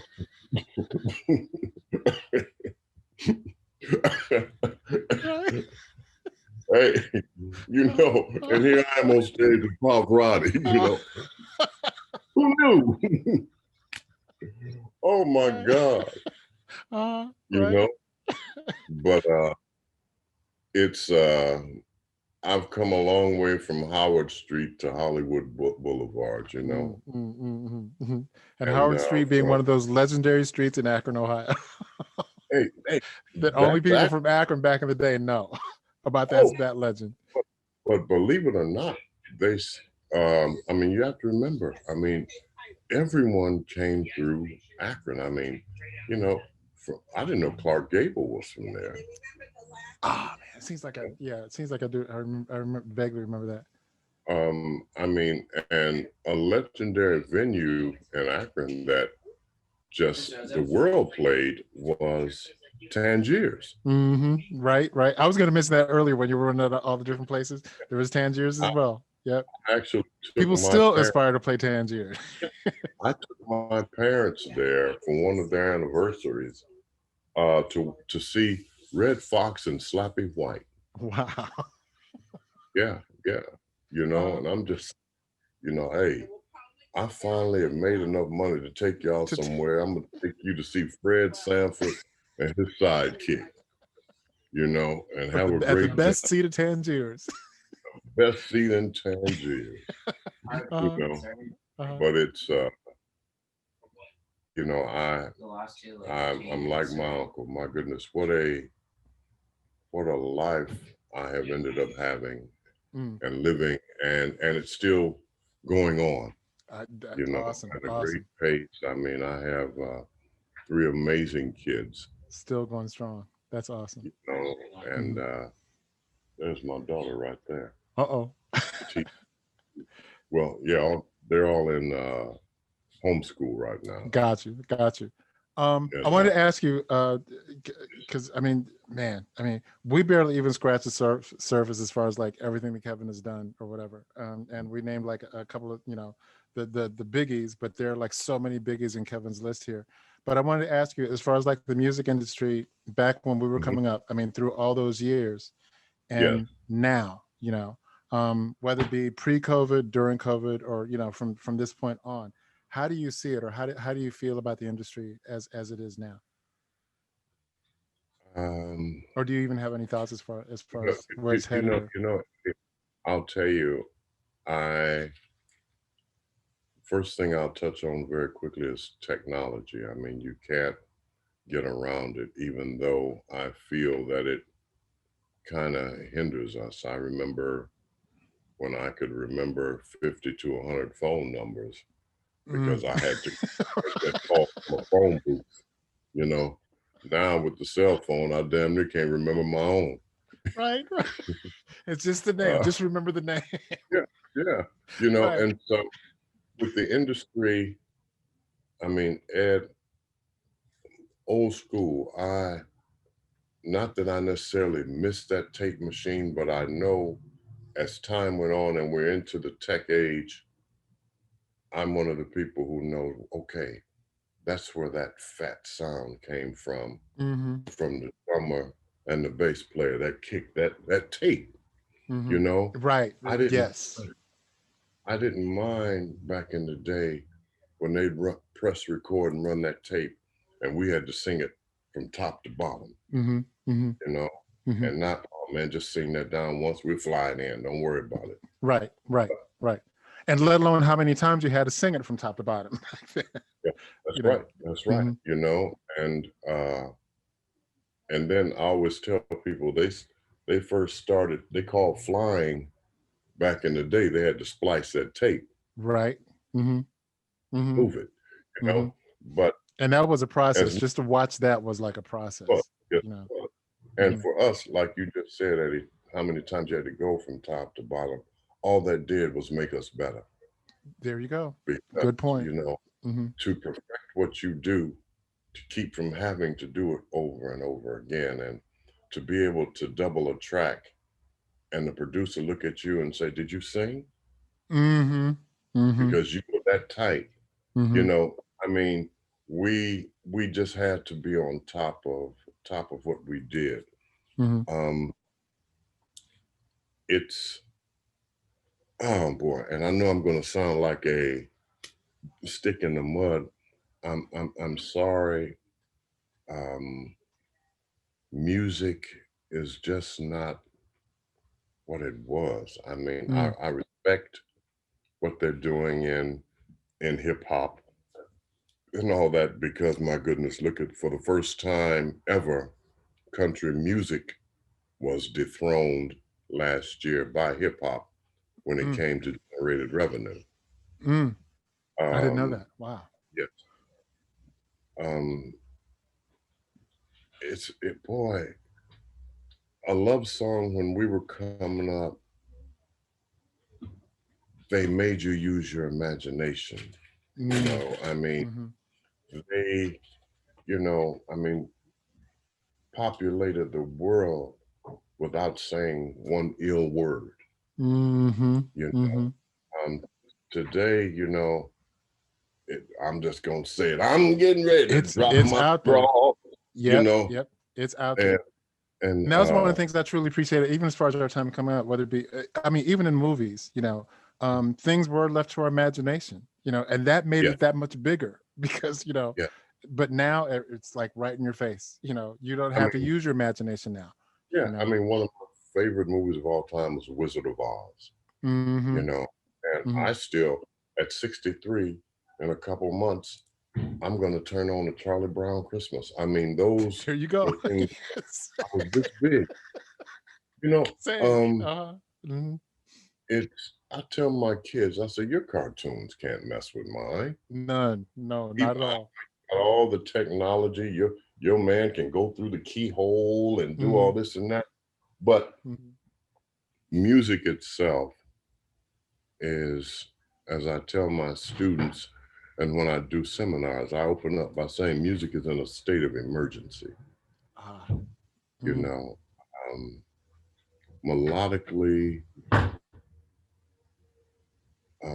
I miss my good friend Luther Vandross so very much. I always told people and my students, I had a chance to sit behind the mixing board one time and Luther was in the tracking room and getting ready to sing and he said, okay, Kevin, you ready? And I'm just like, how do I produce the vocal of Luther Vandross? When, to me, in my time, no vocalist has ever been able. I always say a song is like an audio portrait, and the lyric and the melody are your paints. And no one could paint a portrait, in my opinion, like Luther. And I always say, and it's because all of his favorite vocalists were females. And he approached a song mentally like that.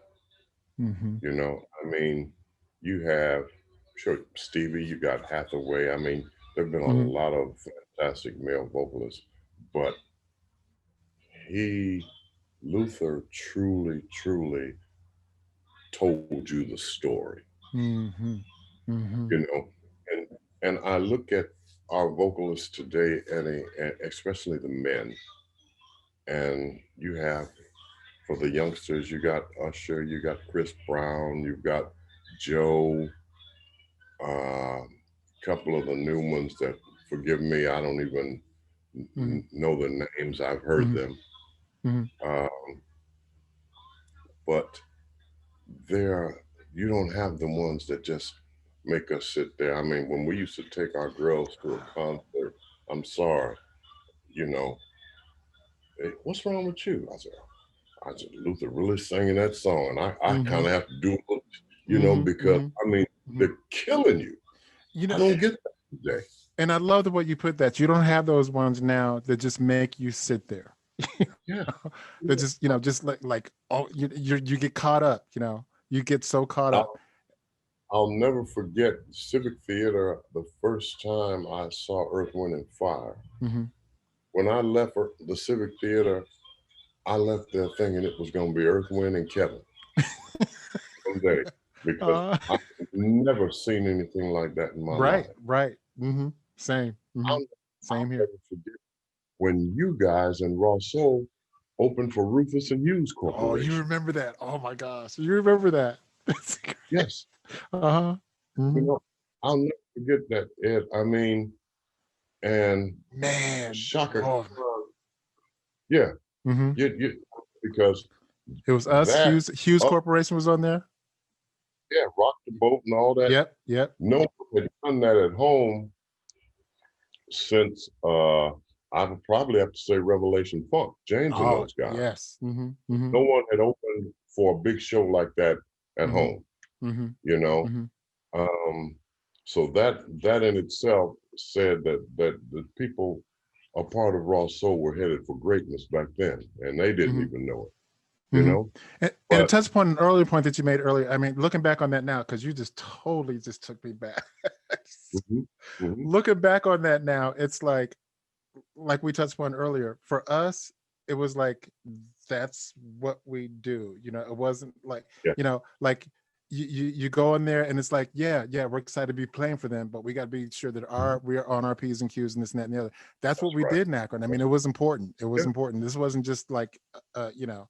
I don't know how to put it, but I mean, I just remember that feeling that, this is what But we do, you know. you got to remember. I mean, in saying that, Ed, I remember when you guys were, dealing with white heat, With Greg. and then when you guys, you know, had a couple names and Hans Lecter, or what was his name? Was that his name? Wasn't his name Hans? We called him Burns. Yeah, Burns. Bernd Lecter. But it was Bernd Lecter. Bernd Lichters. Yeah, and Lichters. yeah, and then Yep. you had, he was dealing with. I knew it was one of them, and you had to and dealing with Barry White's people, all those things, and all of those roads, and that you guys had to cross prior to Greg meeting Jermaine in that elevator, and the rest becoming history with Swift. I mean, you guys were writing just beautiful music. I mean, thank you. There are some writers today. I mean, yes, people are writing some good stuff, but I mean, right now it's hard for a real writer, composer to get a song out there because they really don't, they want to hear, give me something like Usher, give me something like blah. Just had this conversation. Yep, exactly. What happened to me giving you me? Okay, give me something for Fantasia. Well, if I'm gonna write something for Fantasia has a relationship. She breaks up every other hour, and she sings about it. I mean, I can't. Right. It's horrible. I love Stevie to death. I've worked with Steve, and he just released 2 singles, and naturally his singles are, what's going on in the world today. And sad part of that is, I mean, they'll burn the radio up, and oh well, no, it's not going to sell. It's not going to sell because that's not what's selling today. Right. Unfortunately, I mean, that is not what is selling. I mean, and you remember even back in the day when that was news, Stevie Wonder just released 2 singles. I mean, that was like huge news. And now it's like it's barely a blip on the radar. I remember when we used to. I could be sitting at a street light, and the light's red, and I hear this 808, boom, just coming up in the car back here, and it's like, oh my goodness, boom, pull up, and 95% of the time, the driver of that car and the passengers are going to be black. Now, let's jettison to 2020, and that same 808 is cranking with everything else, and that car pull up. You won't know who's in that car. There you go. Exactly. Asian, black, Middle Eastern, white, because the hip hop era has taken over. I mean, everybody just with my sons, I'm with them at basketball practice, and it's just a rainbow coalition of the ethnicities of kids that are on the court. And you can have whoever rapping over the speakers, and every kid on that court just yo, just letting you. That's right. Letting you happen. And I'm just like, that is so right. Okay. Now, when I was coming up, and that young man would use the N-word, he'd be on his back. There you go. Right. But that's now, right. Because it's the part of a lyric, no harm, no foul. I mean, hip hop has reached out and touched these last few generations like no music ever has. I mean, you and I, Eddie, came up to me during the greatest period of music ever. I think so. I think so. I say the same thing all the In time. our hometown, we had a little radio station called WAKR. WAKR. Yep. Yep. And you could hear Aretha, Stevie. Right after that, hear the Rolling Stones and the Yes. Byrds, Yep. Paul Simon.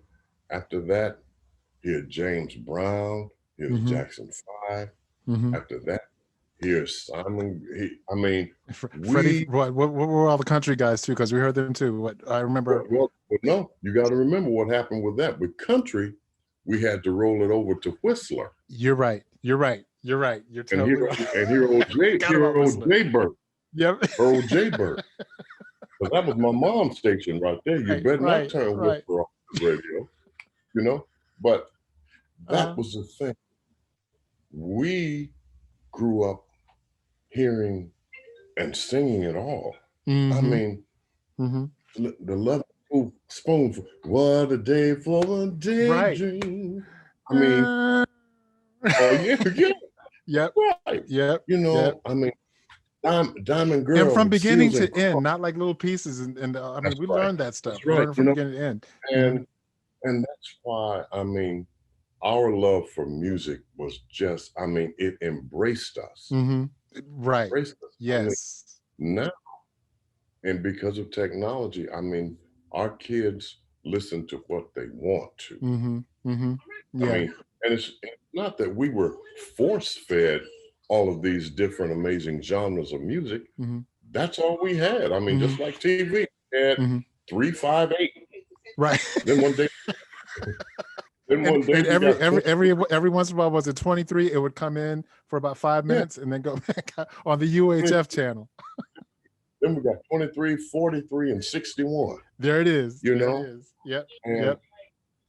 But man, we were so happy. I mean, we sang just everything. But I think the limitations of what the ear is allowed to have during these times also makes them limited in their appreciation for some amazing music in other genres. You know, my kids, I mean, they were raised, I mean, there's nothing like being in the car with me and all three of my kids on there, way on, singing Earth Wind, you know, and singing Cameo. You know, I mean, now they still got their thing, but they still love Dad's music. Right. Yep. You know. And, Same with mine. And they love it. Wow, you know, that's Dad. You know, with Whitney. That's Dad. Oh, that's Dad with Aretha. You know. Well, it was funny the other day. They were doing what were they playing? Who's Who Man Who with Aretha. And then they'll hear Wang Chung, they'll hear this blah, blah, blah, blah, blah, you know, and they just, oh, Dad. And then, because I always love taking my kids with me when I can to work. I mean, especially when I was doing stuff like Hannah Montana and Phineas and Ferb. Oh, of course. You know, all that kind of stuff. But which always made Dad great when they'd have a career day at school. Right. And, you know, this kid's dad's a banker and he's talking about this and that. And they're just like, get out of the way. Here's Mr. Dorsey. Let's talk about this. You know. But I wish it's amazing when I go in, like I said, I've done Kanye and some of the youngsters, Eddie, and they marvel at what we do. And I mean, when I was a youngster, just like you go to my school, $5 gets you rental of an instrument and lessons for a semester. Yes. I learn and read for trumpet, cornet, French horn, tuba, baritone, then drums, bass, guitar, piano. I mean, now. And don't forget that $5 was hard to come by too. Yeah, it was. Yes, it was. Yes, it was. Yep. We had to work for that. In today's society, when there's financial troubles in the school system, the first thing to go is the performing arts department. Yes. They take away Mm-hmm. the music, they take away the choirs, they take away all of that. They'll Mm-hmm. do that before they take away basketball and football, baseball, anything like that. And to your point, the very time that we're living in now, that's exactly what's happening. That's exactly what's Yeah. happening. You know, all the Mhm. entertainment is on lockdown. You know, but the You know, sports are still on. sports on, and believe it or not, we're here in LA and Hollywood. Productions have begun to pick up and open up. Just recently, I mean, and yes, even then, I'm sure like on a limited kind of there's a still thing. so much. There's still a lot of, naturally the COVID protocol. Right. And, so it's slowly but surely opening, but we'll never relive or live the times in music and entertainment that you and I were fortunate to have, Eddie. I mean, it's just not meant to be. Mm-hmm. Mm-hmm. I agree. It's and for me, it's sad due to the fact that there's so much that the young people are missing I'm out missing on. out on. I Mm-hmm. mean, you and I, as we were coming up, I mean, people would now think we were music historians because we Mm-hmm. Right, know we're relics. about Mm-hmm. musicians and things like that. And just like, no, we got a chance to see and listen to and some work with. I mean, Mm-hmm. you Mm-hmm. guys don't care about. I Mm-hmm. mean, you can say something about a couple people. I mean, they don't know who it is. Mm-hmm. But Mm-hmm. on the flip side, they can say something to me about one of their artists. I don't know who in the hell it Right. is. Right. I Right. don't. I don't. I don't really care. Mm-hmm. You Mm-hmm. know. It's kind Uh, of interesting because you're talking about like as far as like the time now and everything. To your point, and I'm sure you would agree. It's like the classics that we still play from. I lost you. Where are you? Are you there? Hello? Are you there?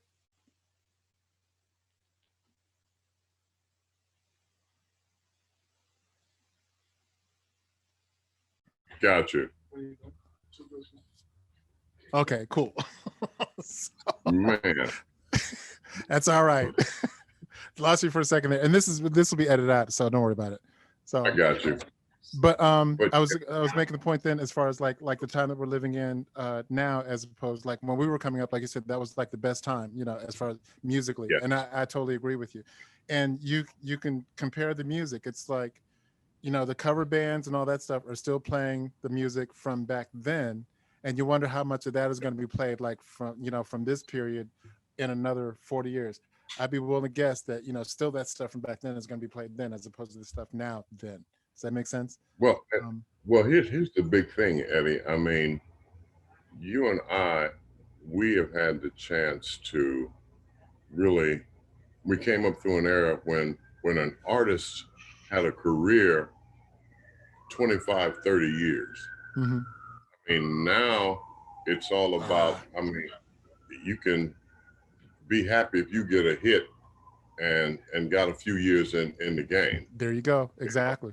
Exactly. I was talking to a parent friend, and I was saying how disappointed I'd been over the years about the Hollywood Walk of Fame. I mean, it used to be where you had to put in, you know, 25, 30 years to be considered and Mm-hmm. have consideration of reaching that goal. Now, a couple dollars, a couple petitions. I mean, I look down and I see Justin Bieber, you know, Wow. next to Cab Calloway. Mm-hmm. You know, Mm-hmm. Mm-hmm. I see. You Steve Harvey put that best a few years ago on one of the award shows where he was talking know, about like the Lifetime Achievement Award, and he said mhm. then of the industry, you can't have a Lifetime Achievement Award if your song isn't on vinyl, 8-track, cassette. you know, you Right, can't have a Lifetime Achievement Award unless you've got that. and So the thing of it is, I always tell, and and naturally Steve's another one from home, from Ohio, from Cleveland. Mm-hmm. Yep. You know, it's tough to receive a lifetime achievement award when you've yet to really live life. Thank you. Thank you. I agree. You've had to experience something in life. Mm-hmm. And like you said, Justin Bieber next to who was it? Cary Grant? Is that who you said? I said Cab Calloway. Yeah, Cab Calloway. Right. I saw Miley Cyrus. I mean, next to Tina Turner. Mm-hmm. You can't do that. Mm-hmm. I mean, to me, that's a slap in the face. I agree. You know, I remember when when Switch received their first gold album. I mean, people don't realize that 500,000 copies was hard to come by. It was. It sure was. It sure was. And now they give them away like water. Right. You know, I don't understand it. I mean, and I know because I have them by the tons in sure storage. You do. I'm sure you do. But Eddie, it's a difference. I mean, you used to really be proud, when someone, handed you that, because you knew you were part of something that, once again, I keep using the word historical, but I mean, it's just not easy. People don't know what went into getting those sales. And I mean, and when you start talking about platinum, I mean, I remember Michael, which album was it? Dangerous. Dangerous only did initially 26 million. And they said, wow, I guess Michael's losing it. Right. What a disappointment, right? 26 million records. Right. And so, but I mean, when you set the plateau so when you high. set that bar so high, yep. I mean, it's really difficult when you, first of all, your project has no budgetary limits. Oh, right. I mean, right. I remember Mike when we did, what was it? Not to heal the world, but Earth. Well, anyhow, he cut 100 tracks. 100 tracks. 100 tracks, Ed, to keep 14. 100 tracks. Now, okay, 100 songs. 100 songs to keep 14. And none of these songs sounded the same. They were all different songs. All different. Wow. Plus you had people, trying to, what can we do? What can we do to get a song on there? And you and I both know, budgets on a Michael Jackson track. Right. Oh, you're right. So, when you're Sony, you're not thinking twice about it, because just as soon as it hits the streets, what's coming back. All that money is made back on the first day, let alone the profit. And that's the thing. They don't think about that. But when you only generate 26 million copies times back, what was a record, 19 or 20 some odd dollars, if I'm Sony, I'm not doing too bad. Right. Right. Right. But things have changed so very much. I never thought I'd see the day when rock is almost obsolete. Oh my gosh, I didn't think you're right. You're right. I mean, when you start thinking about metal and grunge and all this stuff, I remember it was funny because they didn't know how to react to me. All these magazines were there when I was doing the Motley Crue's album, and they said I was the first Black to perform on metal. And they say, and they're just like, how does it feel? I said, man, it's just music. Right. We going smoking in the boys' room and all that stuff. And I became pretty close to those guys. Right. it's they're dinosaurs, Mm. Mm-hmm. you know, Mm-hmm. and even guys like me, Eddie, it gets difficult when it comes to live shows now, and even on air appearances with different bands, because they want a younger look. Mm. Right. Right. You know, Right. it's no longer about your skill set. You know, Right. it's I remember you know, I did the first ooh, 9 seasons, 11 seasons of Idol, Mm-hmm. and left Idol and went to The Voice.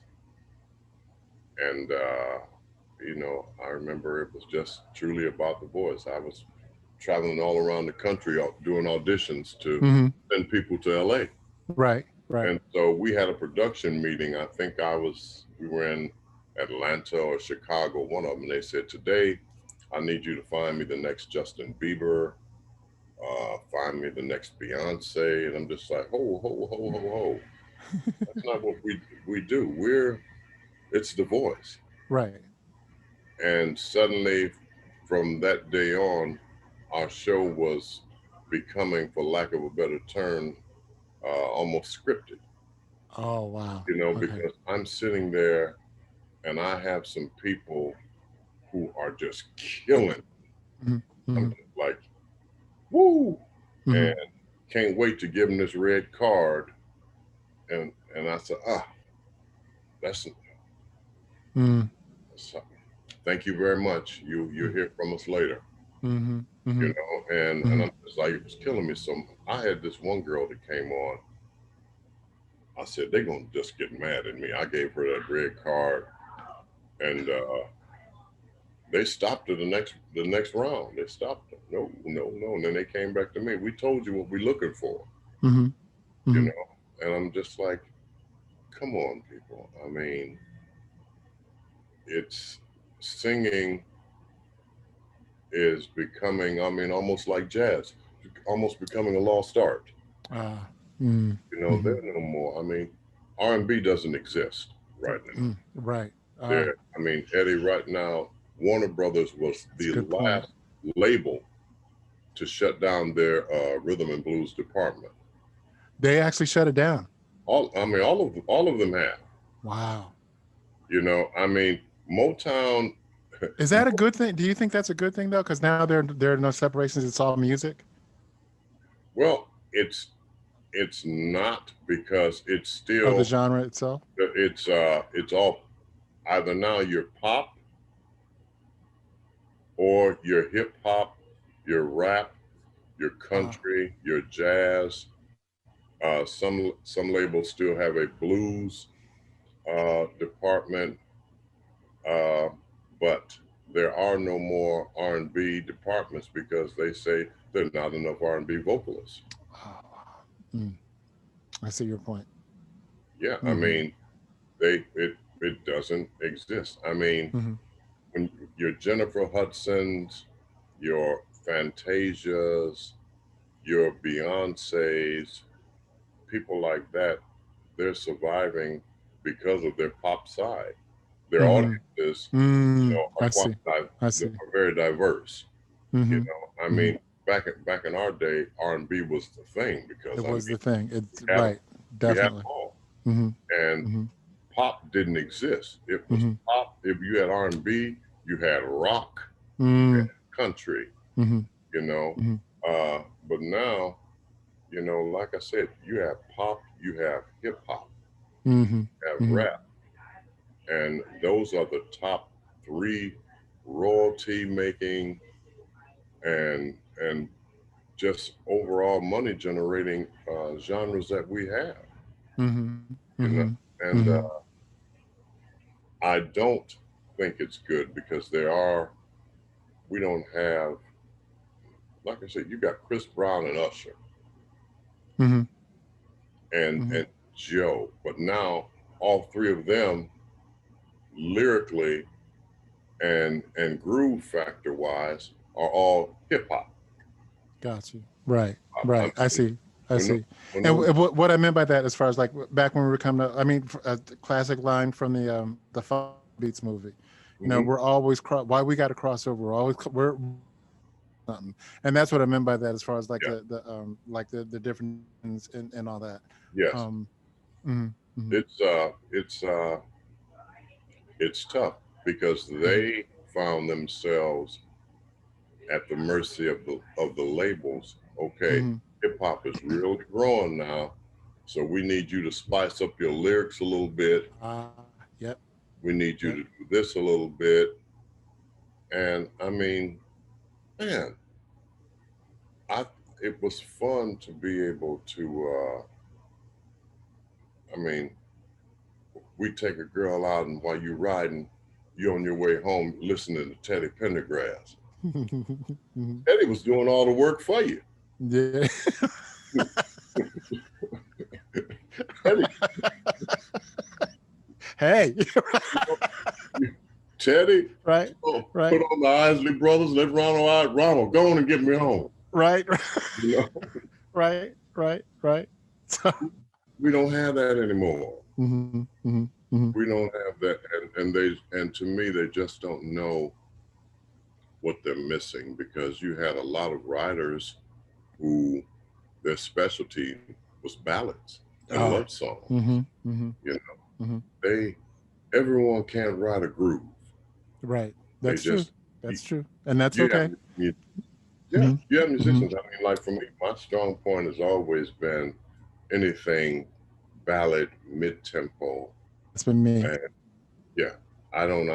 I mean, I play funk, love funk, but I've never been able to master the groove. Right. Yeah. You know, and so it's I miss it. I don't think we'll, you know, they always say everything comes around full circle. I think, unfortunately, where we are today generates way too much revenue to try and come back to what it was, you know, and plus our generation, and maybe a year or so after us, that's it from that music. I mean, it's almost like us watching KCOP and looking at the stylistic. You know, like, God damn, am I that old? You know, it's funny. I opened up the mail the other day, and I saw that AARP, and I said, "Oh wait, they got me. They got me." That's me. Go ahead. And the reminder to re-up with him. Yes. That's me. Hey, $16. Okay. Yeah. Oh well. I never use it, but hey. And you know something, Ed? Here's the thing. I mean, we are right now where our parents were. I mean, we are.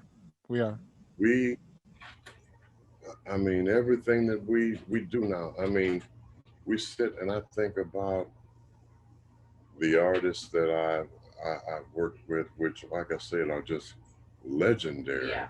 But my God, the kids coming behind me doing what I do, that are looking at me like I looked at the people in front of me, the Jim Gilstraps, the Water, all of these amazing singers who helped pave the way for guys like myself. And you know, time waits for no one. There you go. You're right. You know, you're right. And change and technology is constantly moving forward. And a lot of it, you know, we like. A lot of it, I'm just like, wow, it just takes away, it makes it so like, I'm not a fan of Melodyne. You know, I'm sorry. If you can't sing on pitch, you shouldn't be singing. There you go. Thank you. Let alone as a professional. Even in the room, right? Yeah, right. Yeah. You shouldn't even be in the room. So here's the thing, Eddie. Now they take Melodyne on the road. What? And perform with it live? And run it through the board because you know guys So like it's reacting in real time.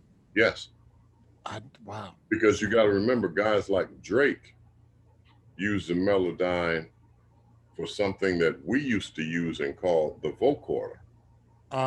Okay, as an effect. Yes, you know, but so he's getting the best of both worlds. He's getting the effect, but he's also getting the fix. Smart. Yeah. But yeah. You know, I mean, Yeah. So Kevin, man, we can go yeah. on and on and on. But in closing here, I want you to have the last word as far as like advice and what advice? I mean, because again, we barely even in these couple of hours, we barely even scratched the surface as far as like everything Kevin has done. I mean, Kevin just talked about, that he was one of the vocal coaches on Idol, and I'm sorry, the other show escapes me right now.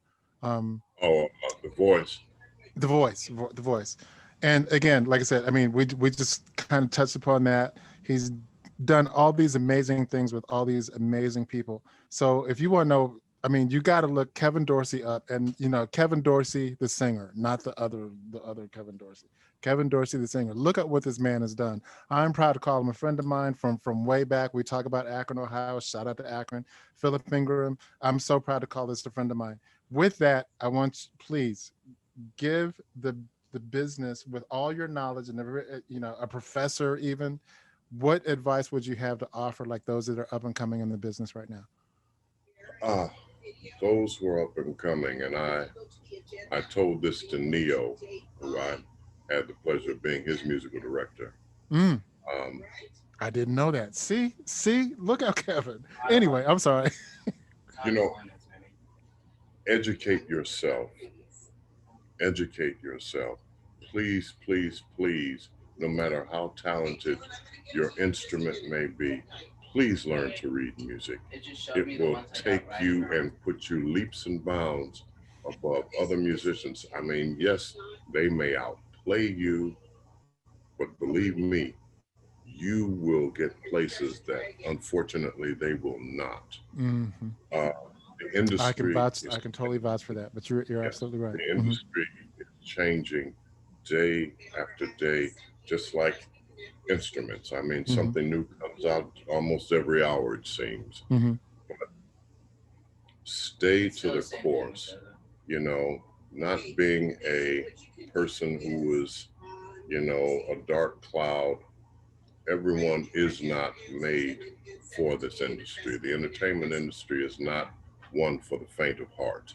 And believe me, I am so pro people going for your dream and doing it, but you cannot be discouraged. I mean, a lot of people will try and sell you a false bill of goods. Oh, you're the greatest thing since life. Especially in this business. Especially in this business.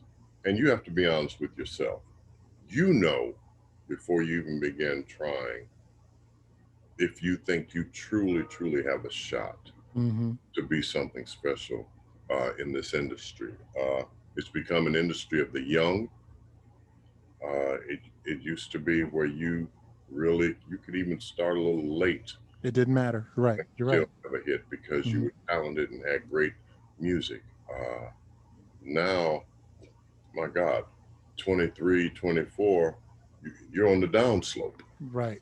Unfortunately, but continue writing, continue working hard. Please never stop educating yourself. Always have great representation if you get into the position to where you're heading towards and you've been blessed to get to the next level. Make sure you have great legal representation, because if you don't, that can cost you so very much. And we've seen so many dreams just killed, shattered, because they didn't know what they signed. So just And sad be to say, that's smart. still the case today. That's still the case It even is. today. It is, Eddie. It really is. Mm-hmm. You know, and you know something, we do this because there's nothing like loving what you do to make a living. Mm-hmm. I mean, Eddie said it earlier. I mean, when we were in Akron as kids, I mean, until we really had to go try to find a job, Mm-hmm. those 35, 45, $40 weekends Mm-hmm. that we were doing in those clubs, that was big money for us It back was in the huge day. money. I mean, that was Yeah. that was that was Mm-hmm. that was our job. That is Mm-hmm. why we were in those basements and garages practicing day in and day Mm-hmm. out, Mm-hmm. you know. And I have to say this real quick. I'll never forget. I went to watch Eddie and those guys. They were playing at a talent show at Bookto High School. Oh, you had to go there. You had to go there. and Uh-oh. their drummer Here it was, comes, you guys. Listen. and this woman, I remember her. Her name was Cheryl Dawkins. Miss Dawkins. Yep. Mrs. Dawkins. And it was Richard Hearns. Richard Hearns. Hearns said, "Stop, don't play another." No, we haven't received our money. Oh my God! And Kevin's putting that nicely now. Those are exactly the words he used, but yeah. Anyway, he's using the PG version now. We have not received our money. Oh my goodness, that was so funny. The whole show stopped right there, and then yes, it did. And yep. Eddie, I want to say thank you. I love you like a brother. I'm so glad to see you doing this, because so many people, there's so many of us out there that people need to hear their stories and just need to. It's like I said, it's a small education, but it's fun. It's educational. It brings back such wonderful memories of life and things that people have done and things that we've done together and experienced together. Yes. And I wish everyone who's trying to do this, put your best foot forward. Love what you do. Be smart about what you do, and stay blessed. And I thank you. Kevin Dorsey, thank you so much for being on the playground with me, man. It was truly an honor, man. And again, I mean, we barely scratched the surface of everything that Kevin has done over the years and everything. And I mean, successful at everything. And your story, I mean, as long as I've known you, it's been one of truly inspiring, truly encouraging, and talk about like keeping your eye on the prize. And Kevin has done that throughout his career. Kevin, my brother from Akron, Ohio, fan of Cleveland Browns. Thank you again for being on the playground with me. Thanks for having me, Ed. Much love. Back at you, brother. Thank you. Thank you. Yeah.